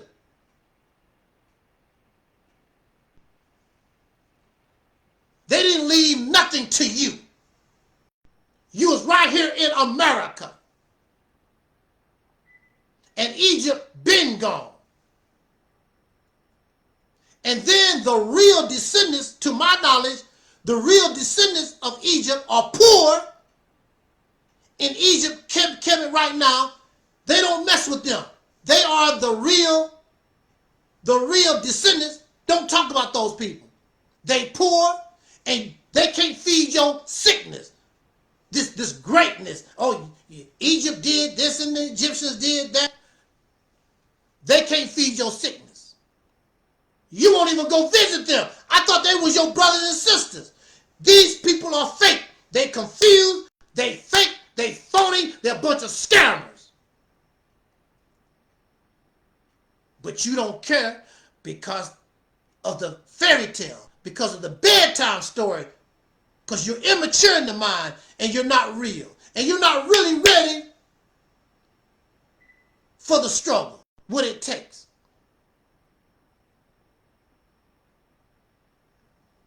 You call yourself a God, but you don't function like no God. Because God is not a plagiarist. All these people are plagiarists. All they do is copy. I follow the Honorable Elijah Muhammad, the teachings of Noble Joe Ali. Ashra Kwesi said this, and Dr. Ray Hagen's, whatever. Nothing but plagiarists. Human Xerox machines. You are God. And you have no originality, no creativity. Malcolm X said this. Malcolm X is dead. He can't help you.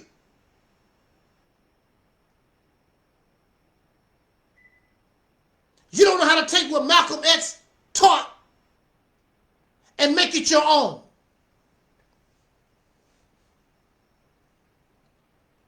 Even Malcolm, when he was in the Nation of Islam, he took what he knew because his people were UNIA. And he took that mindset and brought it to the Nation of Islam. The Nation of Islam is a religious organization. The Nation of Islam has never been black national. I was introduced to the teachings of Elijah Muhammad. It does not teach nothing about black nationalism, Pan-African. Elijah Muhammad didn't say nothing about no Africa. He taught us that the earth was Asia and we are the Asiatic black people. He never said nothing about no Africa, nothing.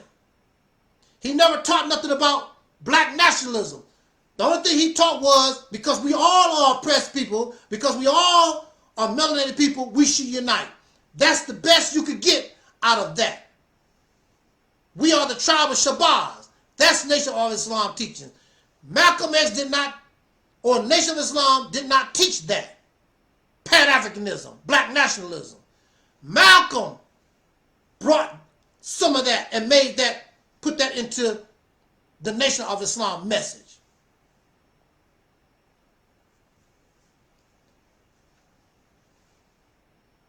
Frederick Douglass, Marcus Garvey, they did. Umar Johnson, you don't have nothing to bring to the table yourself? These people are dead and gone, Egypt gone. You don't have nothing to bring to the table? You gotta rob the grave? You gotta try to follow dead folks? That's pitiful. And you call yourself alive? You don't learn nothing? So you can only go to where those people left off when they died. The wisdom of Malcolm X stopped 1965. The wisdom of Elijah Muhammad stopped 1975. And that's where all these folks stop. What Louis Farrakhan tried to do is he revised things and flipped things around or whatever to try to make it sound different, but it's still the same stuff. He revised it to make himself the new Elijah Muhammad doing the same stuff, supposed to be on a different level. But he didn't bring nothing new to the table, because if Farrakhan could bring something new to the table, you don't need Elijah Muhammad teaching. But he can't bring nothing new to the table, so the only thing I'm going to do is revise and refurbish what was already put on the table and ride the jockers of another man. So what has happened is you find yourself in a state of suspended animation. Stuck in Egypt, stuck in the 1930s with Elijah Muhammad and Noah Drew Ali and Marcus Garvey, stuck in the 1930s, or some of them stuck in the 1960s with the Black Panthers. That's where they stuck, doing the same things that they done. None of it was successful. It helped a little bit, but none of it was successful.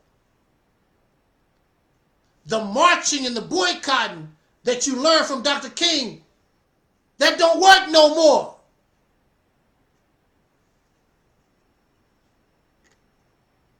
We got a brother like Michael Jackson. May he rest in peace. Brother Michael Jackson.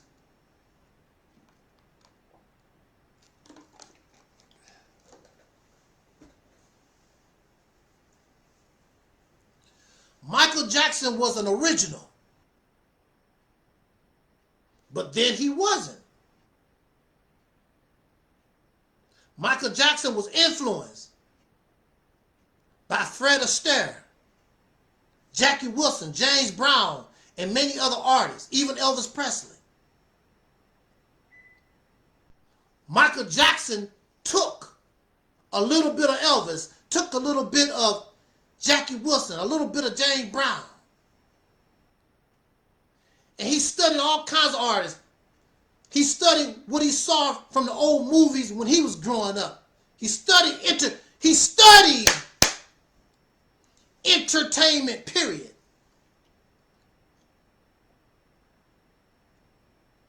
And he became the Michael Jackson. Michael Jackson took the moonwalk.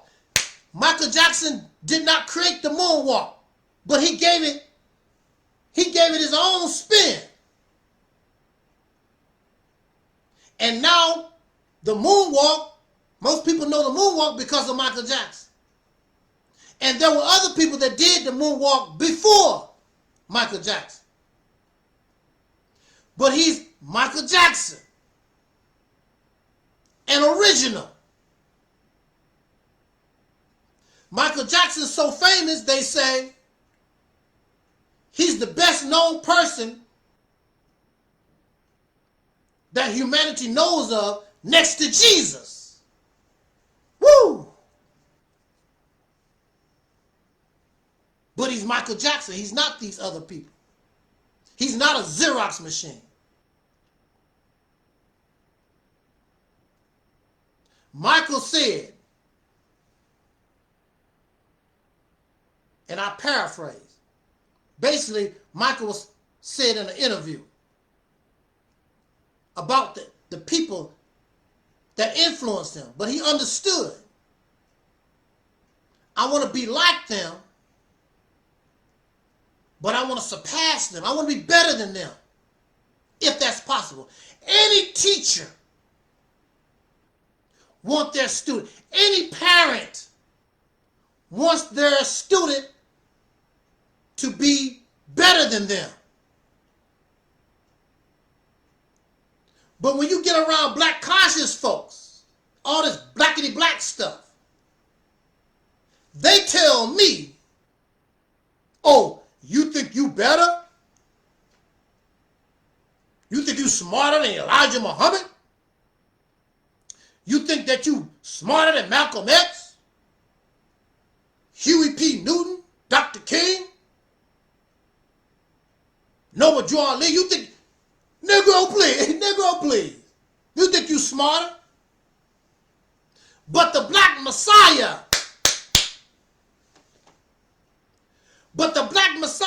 gotta be smarter than them. He has to be an original.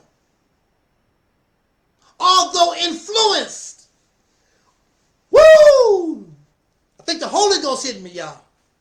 Even though influenced by Elijah, even though influenced by Dr. King, influenced by Huey P. Newton, H. Rap Brown, Assata Secure, Fannie Lou Hamer, even though he's influenced, he got to be better. He got to strive to be better than his predecessors. He carries, the black Messiah got to carry the predecessors in his blood, in his being. How can I be 60 years old, ain't learned a damn thing in my life except how to copy somebody? That's embarrassing. And you insult my intelligence. And when you talk about Elijah Muhammad, that's not even his teachings. He got it from he said he got it from some half-white guy. It didn't even come from him. So why I can't be better? I don't have to go to no half-white guy or nobody to tell me what I should and should not do.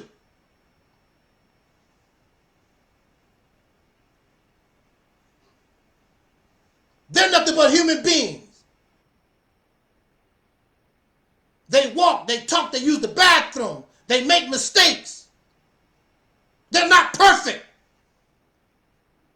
We learn from their mistakes so that we can walk better.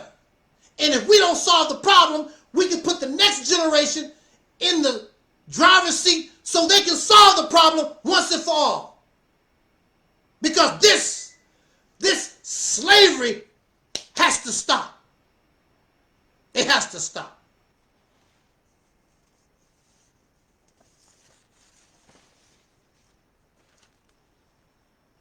No, maybe Umar Johnson and all these other suckers that you give your money to, maybe they not that smart. I've been around and I've had experience.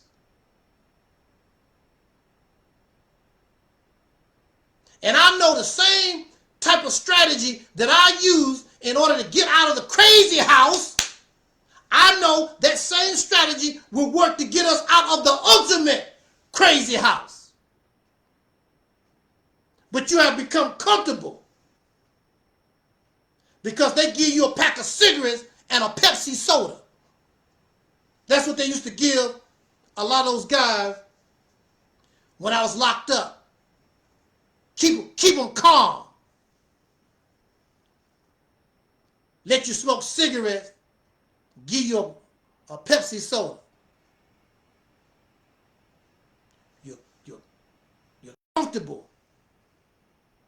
in your oppression, as long as you can feel good.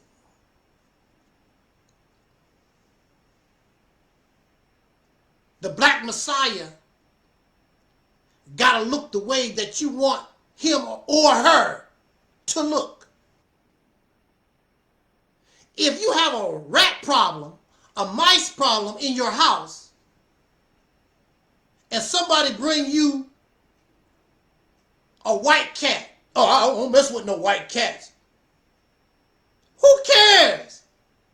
The only thing you should care about is, will that cat catch these mice, get these rats out of my house? You tripping on, I want a black cat. I want a spotted cat. Who cares? As long as the cat come in, get these mice out of my house, I could care less. You tripping on the vessel, what it look like. It's just like a lot of the food that we eat. Some of the food, go to the grocery store, it don't look pretty. It's just as good as the stuff that looks pretty. A lot of times it's better. Oh, they got all them spots. I remember when I was growing up and I bought my first car. It was a rust bucket. People was laughing and giggling. At the bus stop, you laughing and giggling. My car is a rust bucket. You at the bus stop.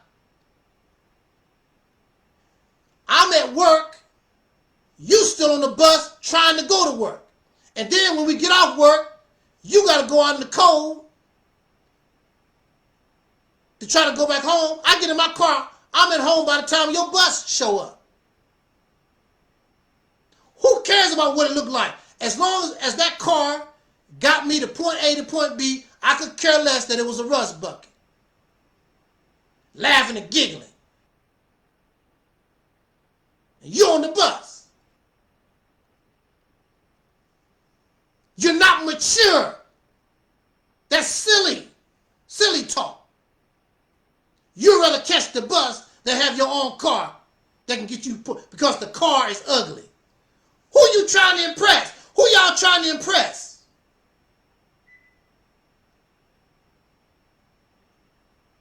Many of you who have come to my channel, I can come on my site, ain't shaved in 2 or 3 weeks. I might not shave in a whole month. Dirty looking is not dirty. It's just an old t-shirt I'd have had a long time. I don't care who the hell am I trying to impress. Especially if you want me to dress better, donate to my Cash App. Buy you a shirt, brother. And I will. And I'll put on the shirt for you. I don't care. I'm not trying to impress you. I'm trying to get free.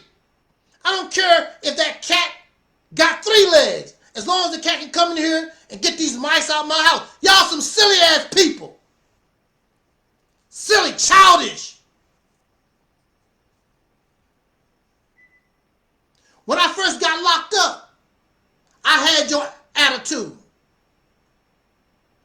I had to get out of that because the information that I was getting ready, if I just kept to the black people, I would not have got the information that I needed to get free. Then I had a white lady, woo! Y'all, oh man. I had a white lady that I was friends with. She was able to be among my enemies. Oh, y'all don't understand. I had a white lady I was friends with. She was able to go among my enemies and tell me what they was planning to do to me, so I could already be ready for them when they come. Woo! You ain't hear me though. You ain't hear me though. She helped me to be ready for them. And she brought me law books. They told me they took the law books, which is against the law. They took the law books out the library And the white lady brought me her law books. She was going to school for law.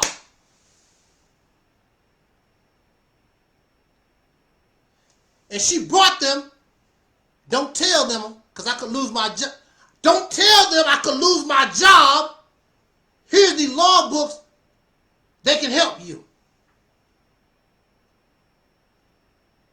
See, I escaped the trap. Am I going to marry the white lady? No. Am I interested in the white lady? I want to go to bed with her? No. But this white lady proved to me, showed me she was a friend. Willing to risk her job.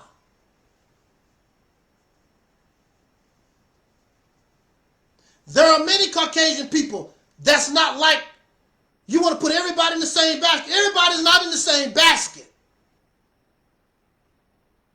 And if you get off your ass and really make the right moves, you'll find out what kind of power we, the people, because that's what the Black Panther was about. Power to the people. They didn't say power to the black people. They said power to the people. The Honorable Elijah Muhammad said freedom and justice and equality for all. So I don't know where you're getting all this blackity black and I hate the white man, blackity black. And the people that you hate, most of them are dead. Most of them are dead.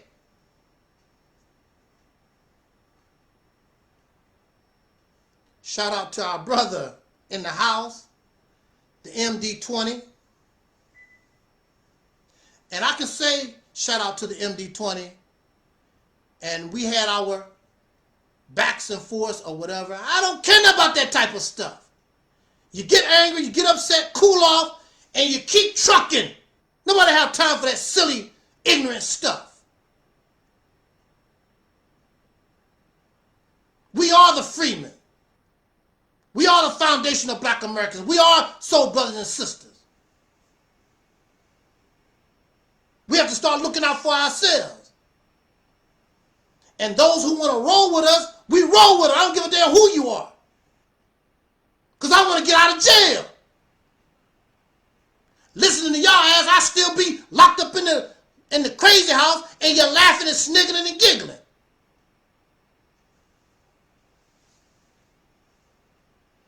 You trapped in this web of racism. You gotta mature. Trapped in emotion. And that's what's stopping you from getting up out of the trap and progressing.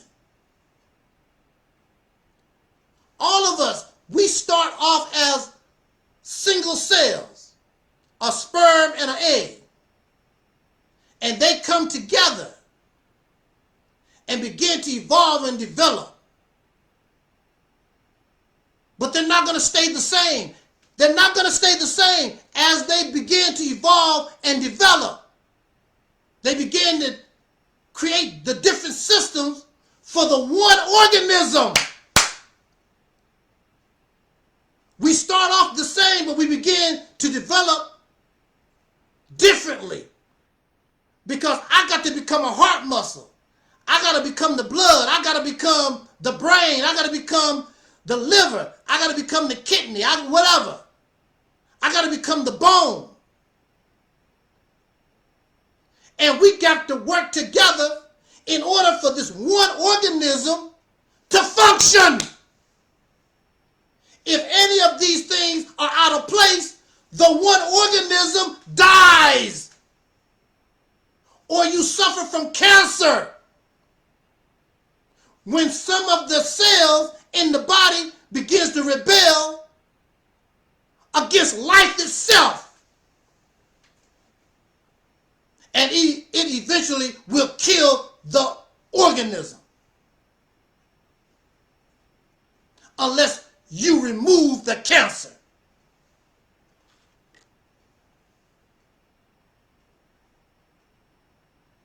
We have to remove the cancer. A lot of this stuff that you believe is good for you is cancer.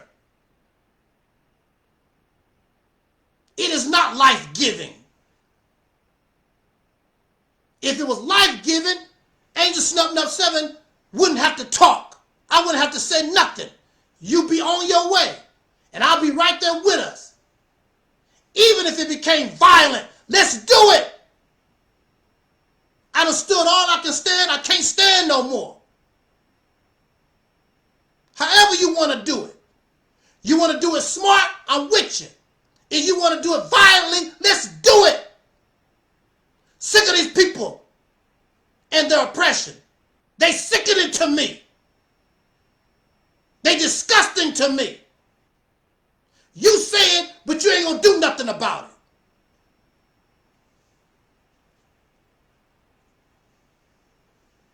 When the caterpillar, some people view the caterpillar as an ugly creature.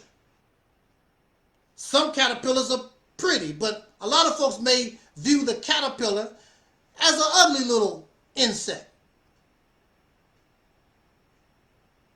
But soon the caterpillar spins a cocoon.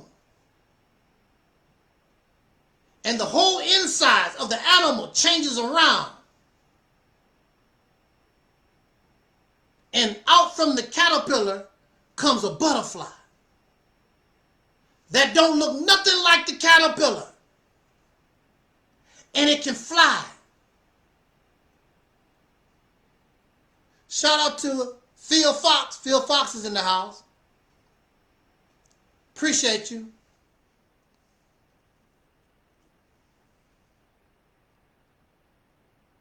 The butterfly looks nothing like the caterpillar.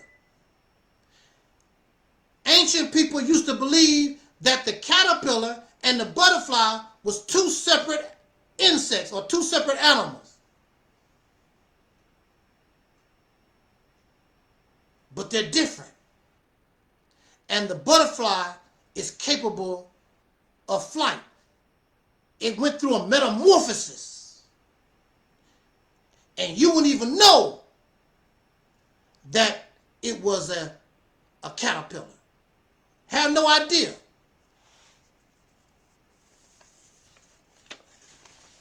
Two different life forms. Really one.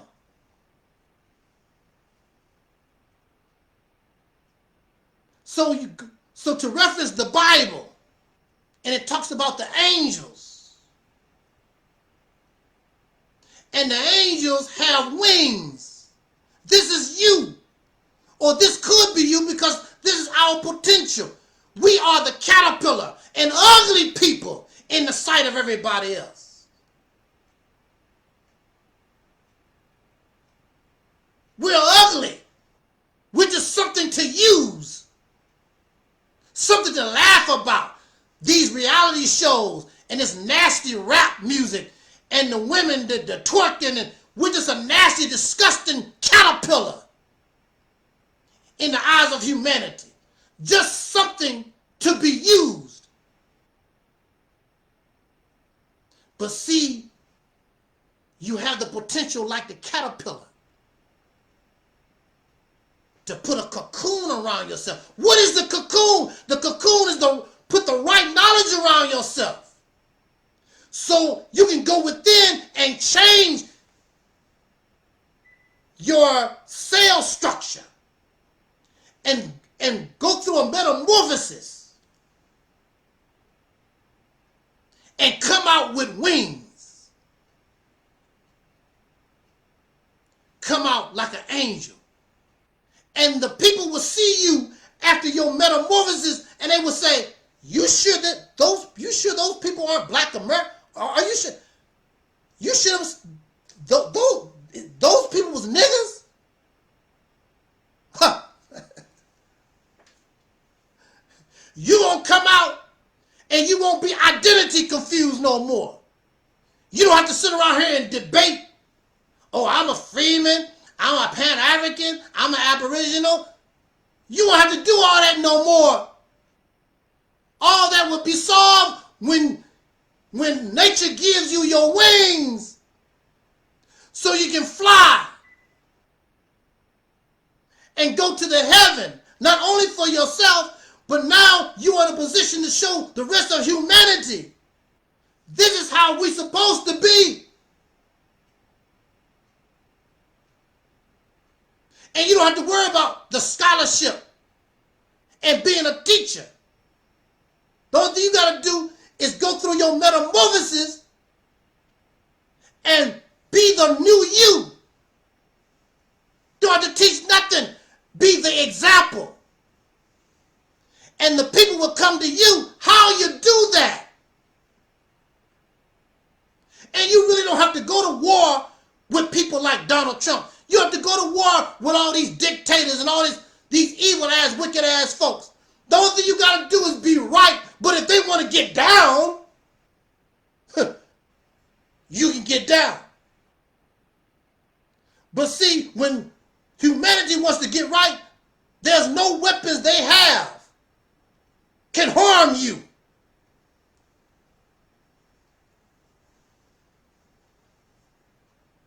You just don't understand your potential. Because you keep yourself locked up in this box. A dead box. That's no longer relevant. We don't live in the 1930s no more. I was born in the 1960s. I can't wear 1960s shoes no more. I look like a clown trying to dress the way I used to do when I was a child in the 1970s. That's over with. They consider that a costume, or maybe some fashion designer would try to bring the fashion back again. But you look like a clown trying to be something from the past that no longer exists, something that you never was.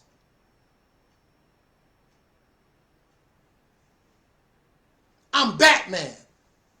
Batman is a fictional character.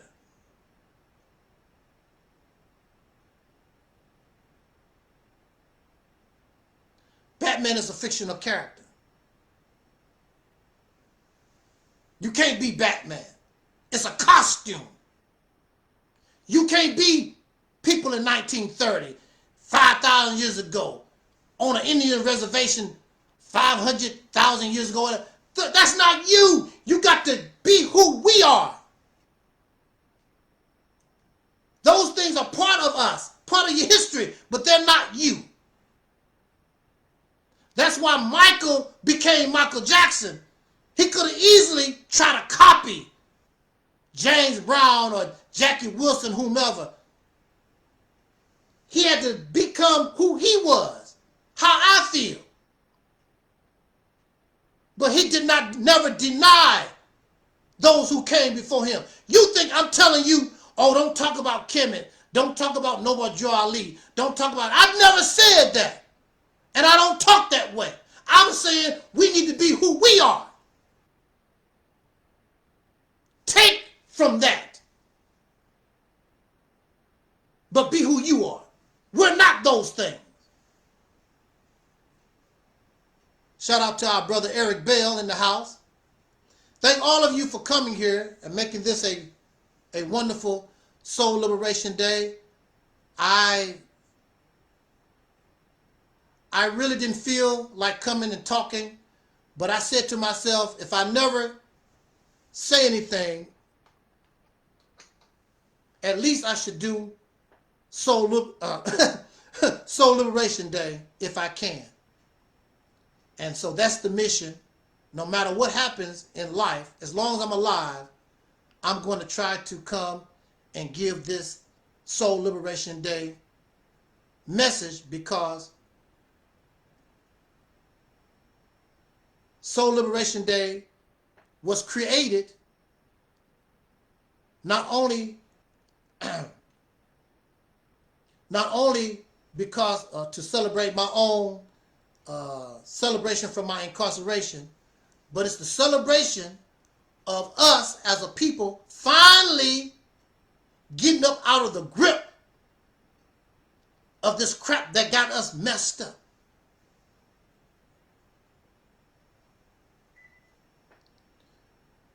We've had all this blackity black scholarship stuff for 100 years, including at least 20 years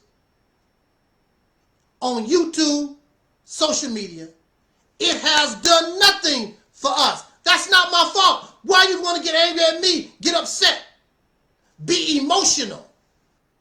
Because it's true. That's why it hurts so much, because it's true. You don't want nobody around to remind you that it's not working. It interferes with your fairy tale and your bedtime stories.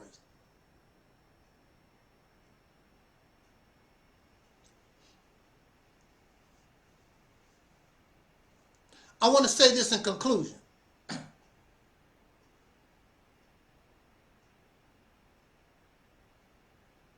The question that we raise on this message, this talk, do Black Americans deserve a promised land? The promised land, like Dr. King spoke of. Do Black Americans deserve, as the Christians say, do we deserve to go to heaven? I would say it's not the fact that you don't deserve. We do deserve. The question is not deserve. The question is, do you qualify? Have we earned? Because nobody gonna give you nothing. That's what you're waiting on. You think somebody gonna give you something. You think Jesus gonna come out the sky and give you something. You think the white man gonna give you 3 or 4 states. There ain't nobody gonna give you nothing. You gotta take it. You gotta earn it. It's not gonna happen that way. You can do it a smart way, to the best of your ability, or you can say, damn it, I'm going for it, and do it violently if necessary. But you're not going to be able to get enough people. Well, first of all, you ain't going to do a damn thing. You're just going to talk. And the people don't have the mindset. They don't have the mindset. They don't understand. Why should I die? Why? I heard Tariq Nasheed say, I'm not no leader. I don't want to die like Dr. King. See, they don't. But he take your cash out and take his family to the Bahamas and lay on the beach. These are the people that you're giving your money to. He telling you I'm not a leader. I'm just somebody that's here running my mouth. The best thing I'm going to do for you, I'm going to open up a piss poor museum. That's what it is. That hidden museum. That's a piss poor museum. The money that he raised, that crap that he got in Los Angeles, that's piss poor as a museum. You could have helped a real museum that's already doing its thing. There's nothing, there's no new information, there's nothing. A piss poor, he took the money, got a few items in there, and pocketed the rest. Just like Umar Johnson. Took that money, bought that piece of bomb shelter, whatever it is, and pocketed the rest. And still, they all still asking, donate to my cash out, give me your money. And because they give you a good bedtime story, there you go. Brother Taalik said, Umar begging to keep his bills paid. And if folks want to, I mean, that's their money. If that's what you want to do with your money, so be it. I don't tell people what to do with your money. At the same time, don't be crying, talk about, ain't nothing getting done, blah, blah, blah. You don't want nothing done. You want somebody to feed your sickness. I don't do that here. I'm not interested. I'm old school. I was a baby, but I was there. I saw in real time what was happening outside of Secure and H. Rap Brown and the Black Panthers, Huey P. Newton. I didn't really understand. I was a little boy. I was a baby. But that stuff, it was exciting to me. What's going on? I wanted to fight too. I was a scary little boy, but I wanted to join the fight. There was children in the 1960s, didn't go to school. They got up and went to join the fight, the civil rights fight. Children, here we are, grown men and women, don't do nothing, stay in your ass, just watching YouTube videos. Go Dr. Umar, go Taalik. I wonder what Sinetta talking about. And you have children on the front line. Y'all some pitiful ass. Woo! Damn pitiful. So in conclusion, during my sabbatical, and actually the sabbatical continues, but during the sabbatical, Assata Shakur and H. Rap Brown and the sister, I forgot what her name was, the sister of the last survivor from the Black Wall Street massacre, they passed this life. As you know, as part of our Operation Exodus Mississippi campaign proposal, right here, where is it? Over here? Right here. As part of our Operation Exodus Mississippi proposal, which we presented in 2018, which they laugh and they giggle and the pipe dream, we wanted to get that sister in America so she can die in honor and peace. We wanted to help get H. Rap Brown out of prison. I'm probably the only one that was talking like that. To get our people in exile, get them home, our freedom fighters, out of these damn prisons. And if we had organized and if we had got ourselves together, maybe this president, as crazy as he is, maybe he would have used his pardon power and did it for us. It's possible because he's not like, he's crazy, but he's unorthodox.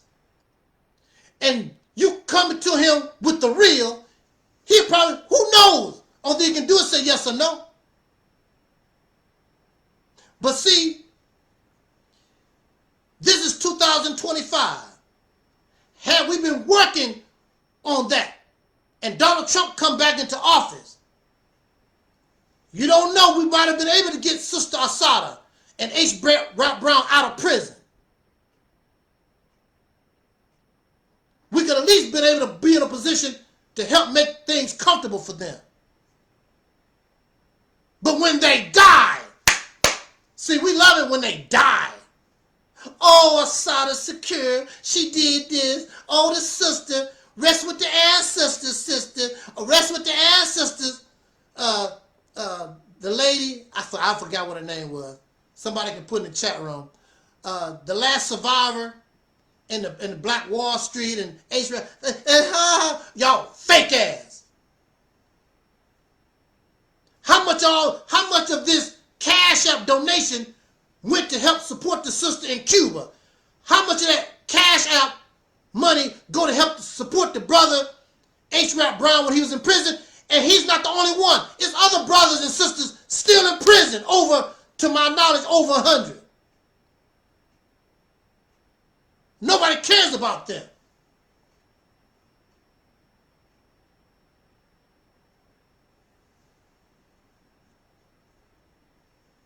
But these were real freedom fighters. They're not fakes. These are fakes, frauds. These are nothing but entertainers. They don't know what the hell they're doing. They don't know nothing. But the Operation Exodus Mississippi campaign was about getting those brothers and sisters in their last days, wanted them to leave this planet with honor, surrounded by us, and show them we love you and appreciate what you've done. That's what I wanted. But those who you give your money to don't give a damn about nobody except themselves. And this is proven. This is not allegations. This is not speculation. We see it. It's been done.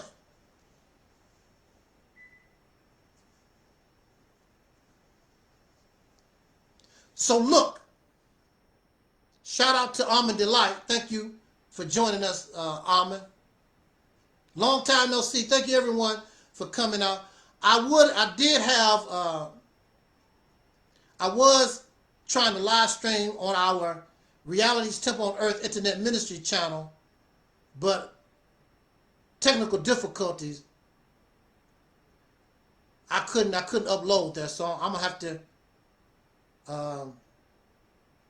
as usual, dump what we're doing on Facebook and what we're doing here on that channel later on.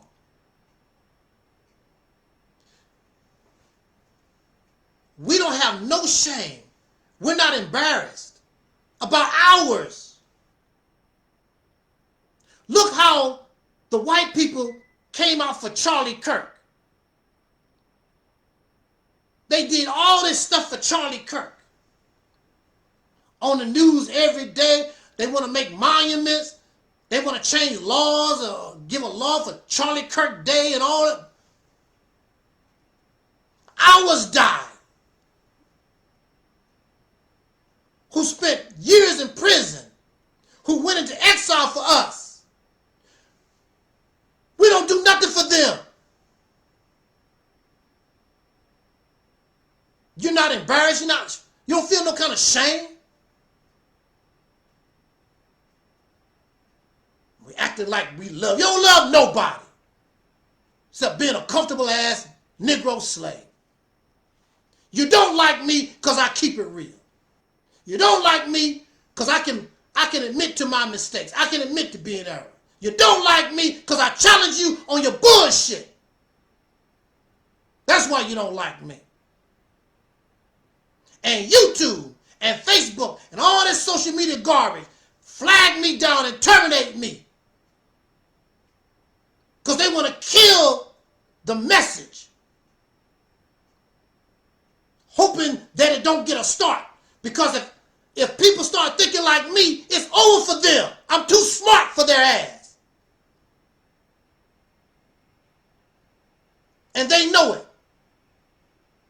Facebook just all of a sudden, I'm like, damn, just start taking my Facebook down. I'm like, what the hell? I'm a nobody. Only 10 people listen to me. What they messing with me for? It's the message. The real message. Guiding us to the right knowledge.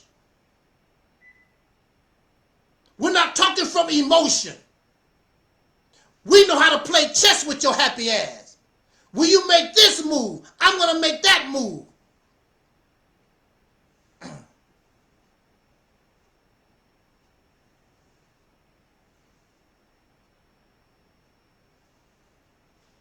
We should be ashamed of ourselves. In November,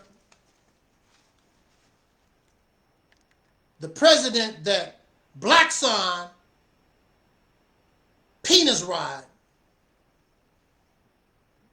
those familiar with this channel called The Arena Uncensored, black man that penis ride Donald Trump and still doing it. Donald Trump ain't gave them Negroes nothing. Haven't gave you nothing. Penis ride Donald Trump.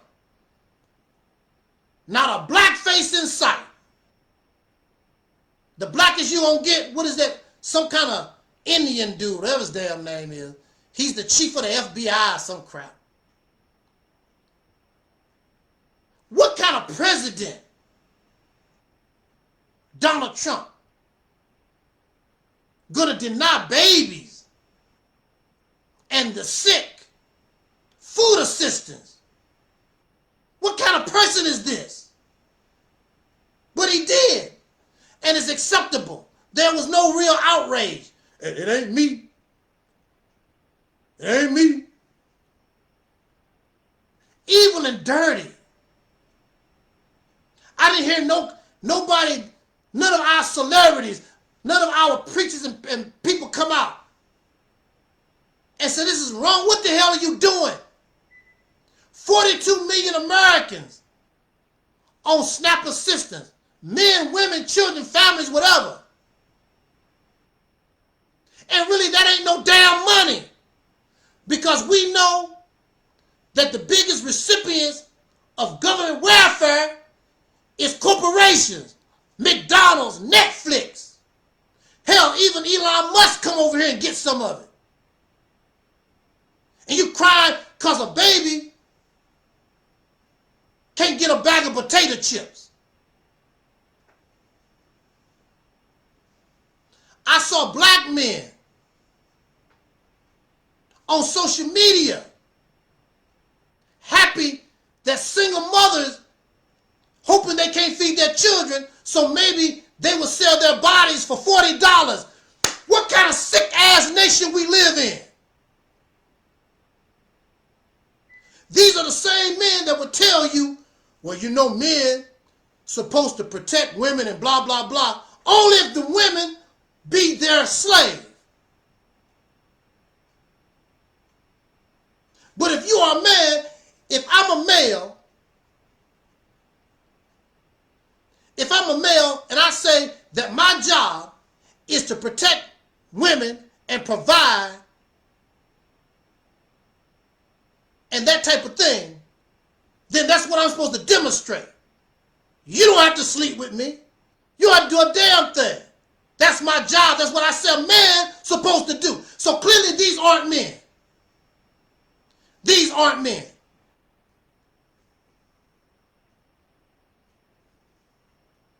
Bunch of pieces of trash. What man is going to hope that a woman do bad so I hope she sell herself to me for $40? What kind of trash is that? You're not men. Well, I don't protect all women, only the good women, You don't protect the good women or the bad women. You're a piece of trash.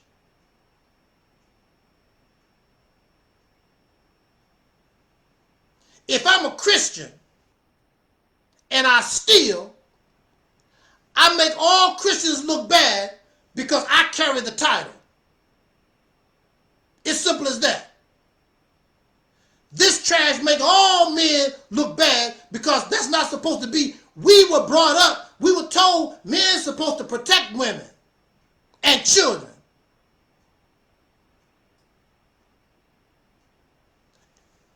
You hoping that they sell their body to you for $40.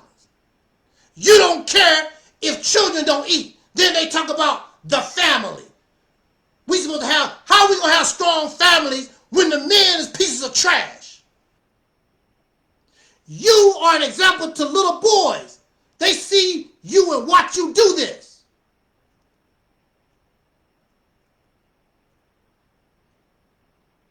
You live in a country where people make mockery of the poor, laughing and sniggling and giggling because somebody poor.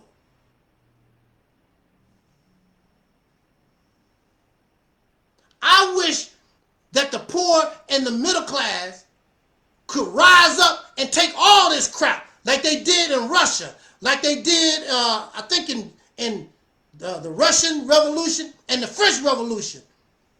The poor rose up.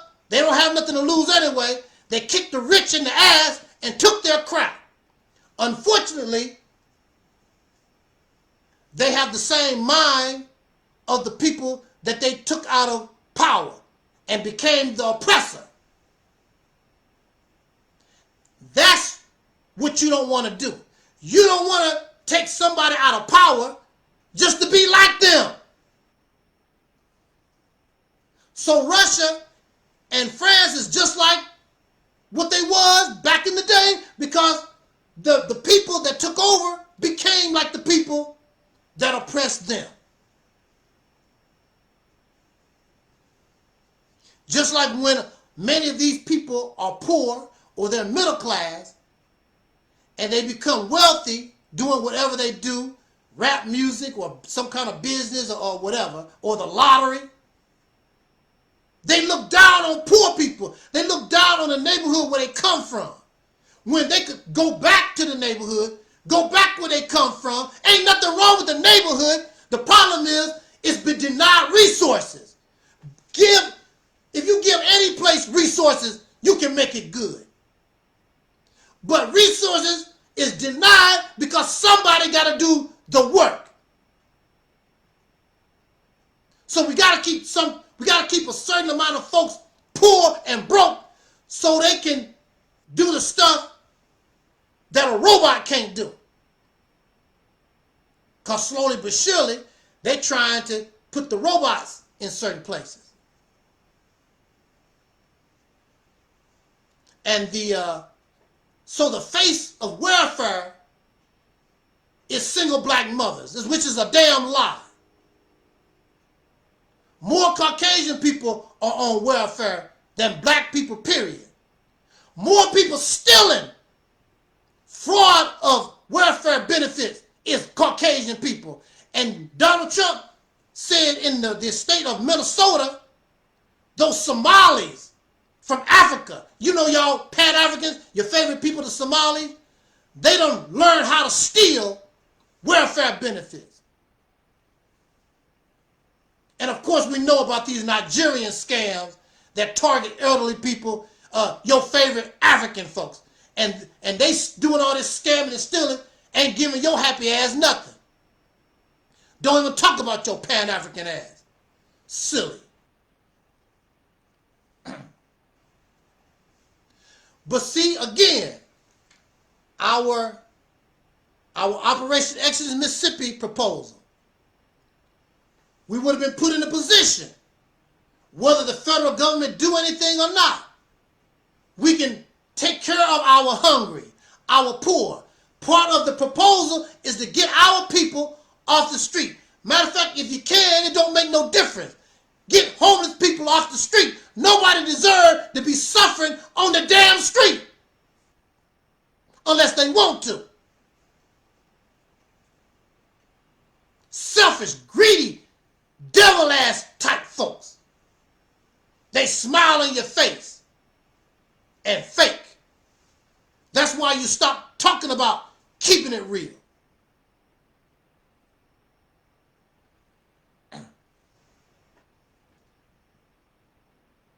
And they're going through the same thing. Yeah, I was going to say that, Brother Taalik.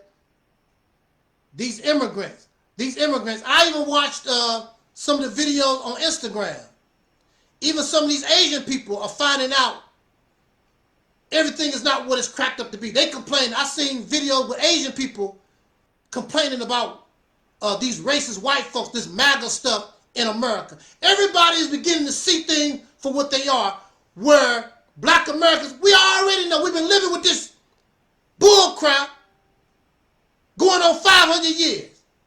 And 20 years, you've been giving your money, your time, and your support to a bunch of bums ain't did a damn thing for you in 20 years. Nothing. They laugh at the Mississippi campaign. What have they done? Absolutely nothing. The same nothing they was doing before the internet. The same nothing. We've done nothing since the end of the civil rights era.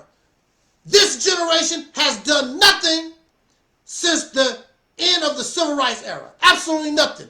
The biggest thing they brag about is the Million Man March. So what? Didn't produce nothing. They're doing the same stuff, debating and fighting, acting silly. So now you got, what's his name? Professor James Smalls, and you got Tariq Nasheed. they going back and forth with each other or something over Pan-Africanism and foundation of Black American crap. You're both niggas. There's no need to argue. There's no need to fuss. There's no need to fight. You're both niggas. You're both slaves in America. That's the end of the conversation.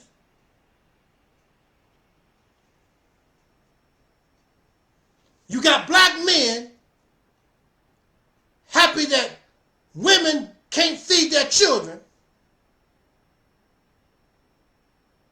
At the same time, we have black men missing. And then when you find them, they have mysteriously been lynched, and the death has been called a suicide.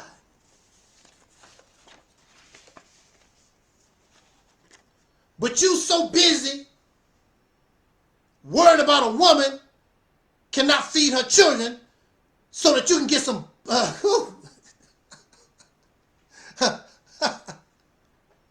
almost said fighting over cornbread. I'm embarrassed because as a soul brother, as a black man, these pieces of trash calling themselves men, you are an embarrassment to me.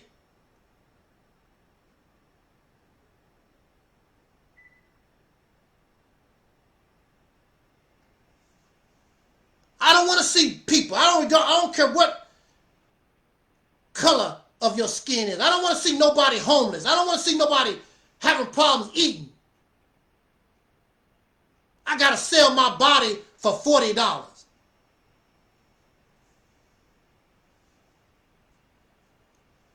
Laughing and giggling, women lose their SNAP benefits. They laugh at DEI, all these black women losing their jobs or whatever. How can you laugh at somebody who went into debt because I'm trying to better myself? Because when you are able to better yourself and be able to take care of yourself, suckers cannot exploit you. Folks don't want you to have nothing so they can control you, so they can exploit you. That's why they want women not to be able to take care of themselves in a decent manner. So we can go back to the old days where women was forced to depend on men and be abused and raped and whatever, and they couldn't say nothing. Our grandmother, many of our grandmamas wasn't happy. I never saw my grandmother smile around my granddaddy. My granddaddy was foul. He was foul with her. He was foul with us. He wouldn't eat at the table with us. My grandmother had to bring the food so he could eat by himself. And when he get finished, we could come get his leftovers. He'll go out on the porch and chew tobacco and spit all over the porch and had my grandmother on her hands and knees cleaning up the damn spit. And then I saw the white man show up, and my granddaddy was like 6'2", 6'3", or whatever he was. But when the white man showed up, he put his head down. Yes, sir, them's corns show coming in, and that cotton shows in, sir. And woo! And that's the way these Negroes are. They'll go hard on black women and children and even elderly people, but when it comes to dealing with the enemy, dealing with another man, yes sir, that cone show growing nice over there, sir. Yes sir, that cotton over there, that's really looking nice over there, sir. That's what Assata Secure, that's what H. Rap Brown, that's what they was fighting against. Yes, sir. Yes, sir, that's cotton so growing nice over there, sir. So growing nice. Only a few percent in the nation has degrees. Everybody don't have a college degree of any kind. We should be happy when somebody tried to better themselves and go to school and get a degree. They go to trade school and get a skill. We should be happy for that. Otherwise, your happy ass is on the corner. I can make better money selling drugs. Then you get caught up. Then your happy ass is in jail. You got Big Bubba pumping you in your backside. But you gonna laugh. You laughing at the people that go into debt trying to do better for themselves. I'll never do that. Never.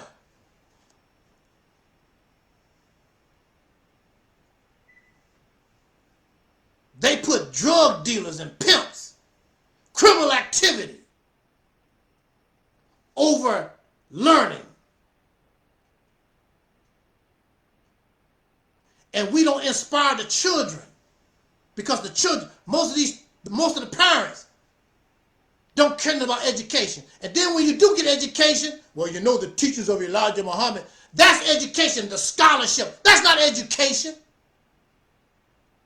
Real education. Show me how to cook. Show me how to clean. Show me how to fix a car. Show me how to be respectful to other people.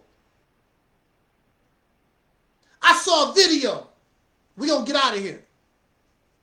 I saw a video in Japan or China. 6-year-old children going to school by themselves. They clean their school. There's no janitors. They clean their schools. There's no cooks. The children, they 6, 7 years old. They cooking their own meals. They cleaning their own. They cleaning their own school. They doing all this. What do children do here? Lay on their ass, play video games all day, on the telephone, playing video games, acting silly. My nieces and nephews, they eating cornstarch. What the heck? They eating cornstarch. Watching stupid crap on TikTok, trying to copy TikTok dumb stuff. They don't know nothing. We don't encourage them to know nothing. It's our fault. The children are a reflection of us. And if the children are stupid, that's because the people themselves are stupid.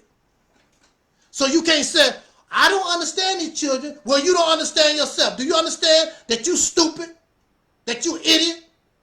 You brainless? A bunch of drug addicts? Porn addicts? Substance abusers? Booty crazy? Silly? Immature?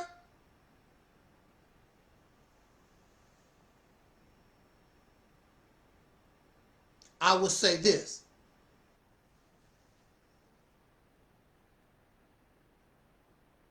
I don't know where, again, if there's a black Messiah, I understand why the black Messiah has not shown up. Because we don't qualify. What's the sense of the black Messiah show up and you ain't ready? You ain't gonna do nothing. You wanna hear the black Messiah teach. Teach, brother. And you wanna clap. Teach, brother, black Messiah, teach. That's what you want to hear. But in the scriptures, in the Bible, it talks about the return of Jesus, and it says that Jesus ain't coming back to talk. I come with a sword in my hand. I'm coming to get down. You done had enough teachings. You done had enough talk. The black Messiah come with a sword in his hand. I'm here to get down. And he's going to end up in jail and prison and probably electrocuted. Because these niggas ain't going to do nothing. That's the reality of it. Because they're not ready for a black Messiah. They're not ready for reality. They don't have the mindset. They're not like Assata Shakur. They're not like H. Brett Brown. They're not like our people in the 60s. Which, as far as I'm concerned, was the greatest generation. We have the potential. The baton was passed in our hands, and we dropped it 60 years ago. And don't want to pick it back up. Because we're following scammers, believing lies, asleep, want somebody to give us a bedtime story to listen to. So it's not about whether or not we deserve. Yes, we deserve as a people. We deserve the promised land. We deserve some heaven being in hell over 300 years. At the same time, nobody gonna give us nothing. We have to take it. Again, going back to the scriptures where it talks about how God told the Israelites, I'm gonna give you some land or something to that effect.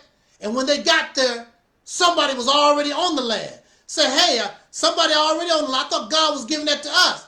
You gotta take it. God said it's ours. That's the mentality of the patriarchy for the last thousands of years.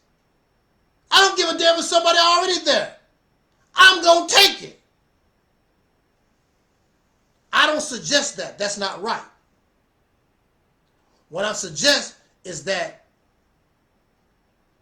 be intelligent. Don't be like them and turn to bloodshed and violence to get yours. You don't have to do that. Because we all human beings, and whatever affect one human being will affect another.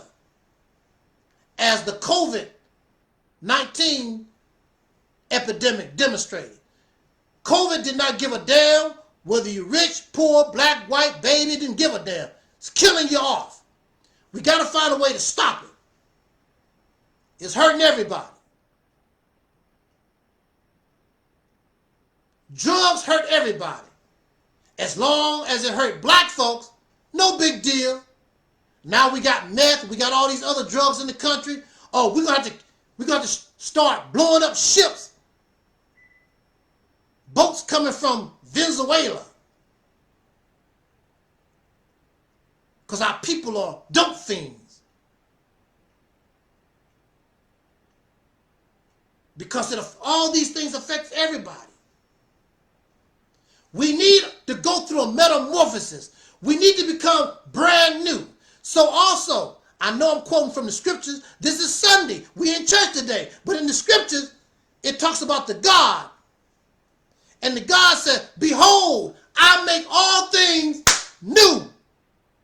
You can't stay the way that you are in order to change. We have to become new. The butterfly was a caterpillar. It became something new. We have to become new. You have to do something different. How you going to change something staying the same? Not to forget the old, but you got to become new. You got to do something different. I have always thought for myself. I was a believer in Elijah Muhammad teaching, but I still was my own thinker, a self-thinker. And I always learned from my mistakes. And the worst mistake got me locked up for 10 years. There's nothing wrong saying that I'm stupid. There's nothing wrong with saying I might be wrong. There's nothing wrong with saying you make a good point. There's nothing wrong with that because we're all human. We don't know. And there's always new information that's revealed. So if there's new information that's revealed, it's got to change your conclusion. You can't say 1 and 1 is 2, but there's also a 3 there. That changes the whole conclusion. It's no longer 2 no more. You got to change, but y'all don't. They don't want to change. They want to stay the same. You cannot.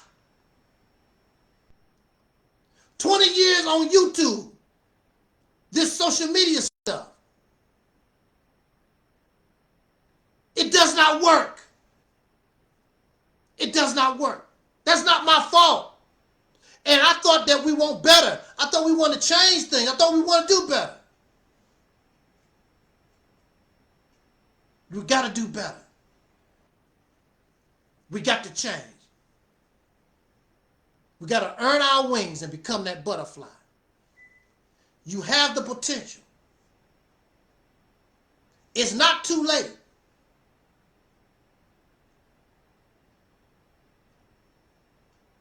But once the bus comes,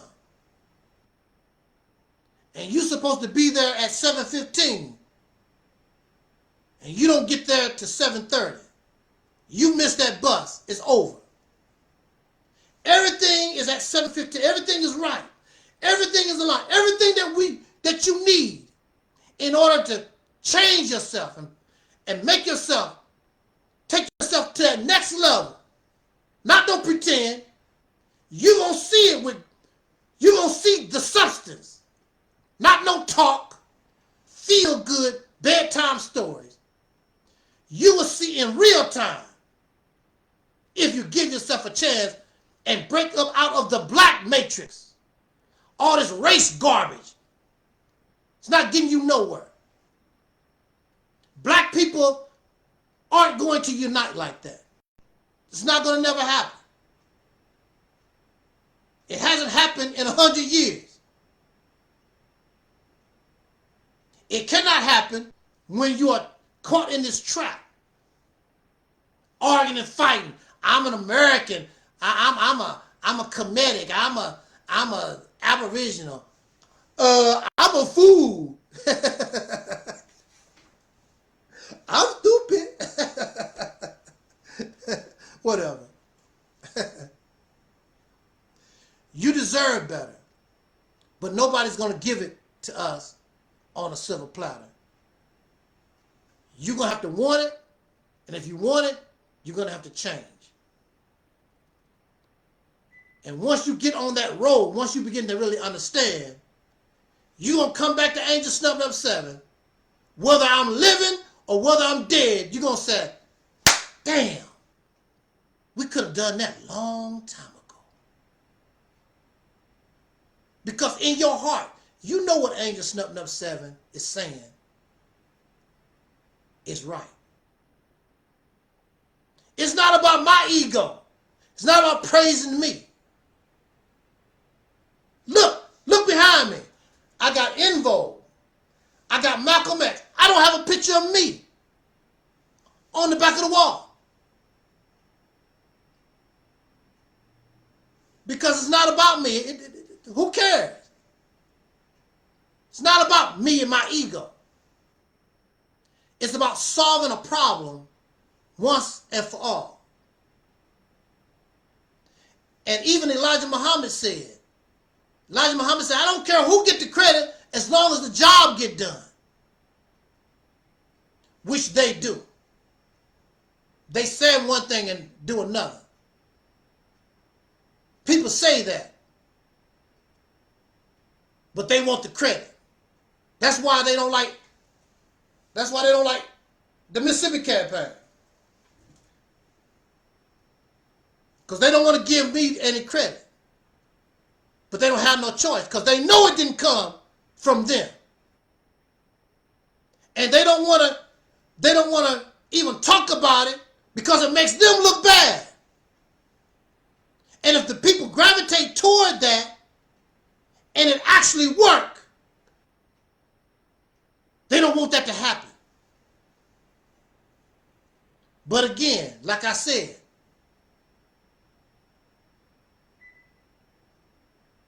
there's other doors. Maybe I can't go through that door. Maybe I can sneak around and go through another door. We'll see. We'll see. With that said, I thank you so much for joining us this afternoon. I really enjoyed myself, and as usual, I didn't want to talk or whatever, but I figured once it gets started, I had all these technical difficulties, which was discouraging, and I really didn't feel like talking, but I said, you know, once you get started, and that Holy Ghost, oops, the real Holy Ghost get to moving, then you can do what you need to do. I would say, with all humility, not only is this Soul Liberation Day, but also this is my version of Savior's Day, the Nation of Islam Savior's Day, my version. And I would say, before Savior's Day,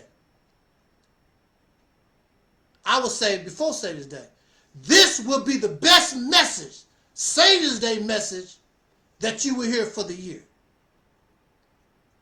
If we would act upon the things that I mentioned here, you will see something tangible coming to us. No more talk. It's not about talking. It's about action. We not only have to save ourselves, but at least you want to put the children in a better position. I thank you so much for your attendance here and making this a wonderful Soul Liberation Day for me. And as always, you can share this video. You can copy this video or whatever. Give it to some people so they can laugh and giggle. As long as it gets shared, it don't make any difference. Because the good thing about social media is you don't know who's listening to you. It might not be me or my time to take the message to the next level, but somebody in the future could listen to these words and influence them where they and their generation will put us where we need to be. But I also understand the seriousness of our plight when you have a brother like Dr. Claude Anderson that said, if something is not done soon, we, the Black American, the Pan-African, whatever you want to call yourself, the Israelites, the Nubians, whatever you want to call yourself, whatever you are, you will become a permanent underclass. And you have doomed the generation. And they should wipe us out of their history and become something new themselves. It's an embarrassment. We're too old. We have everything that we need in order to do what needs to be done. The only thing we have to do is decide we're ready to get this job done. Thank you again for listening. Jot down your comments, subscribe, and until the next Soul Liberation Day, or I might come out here and talk to us. If you send a message to my email on a topic that you might want me to talk about, I'm not going to promise I will, but I might say a little something on that. But right now, with my lazy self, I'm trying to get this new project, another project started, and only thing you can do is fail and succeed. If I fail, so what? But if I succeed, woo, it's on and popping. So let's keep it on and popping. Let's keep it striving and moving forward. Thank you again, everybody that came to the chat room and supported our talk today. Brother Armin, I don't know if Armin is a male or female, I forgot. Anyway, Armin and Brother Talib and Lester. Shout out to Brother Gerald and Brother Denzel and Brother MD20. And if I missed somebody, I appreciate it. Let me look through here. See if I missed somebody real quick. I think I got everybody that showed up on the live stream. Yeah, I think I got everybody that's here right now. Oh, Brother Phil Fox, yeah. He was here. Thank you so much, everybody. And until next time, we see each other again. I appreciate your support. And as always, like our brother Doc Cornelius used to say as in parting, we wish you love, peace, and soul. And we are Audi 5000.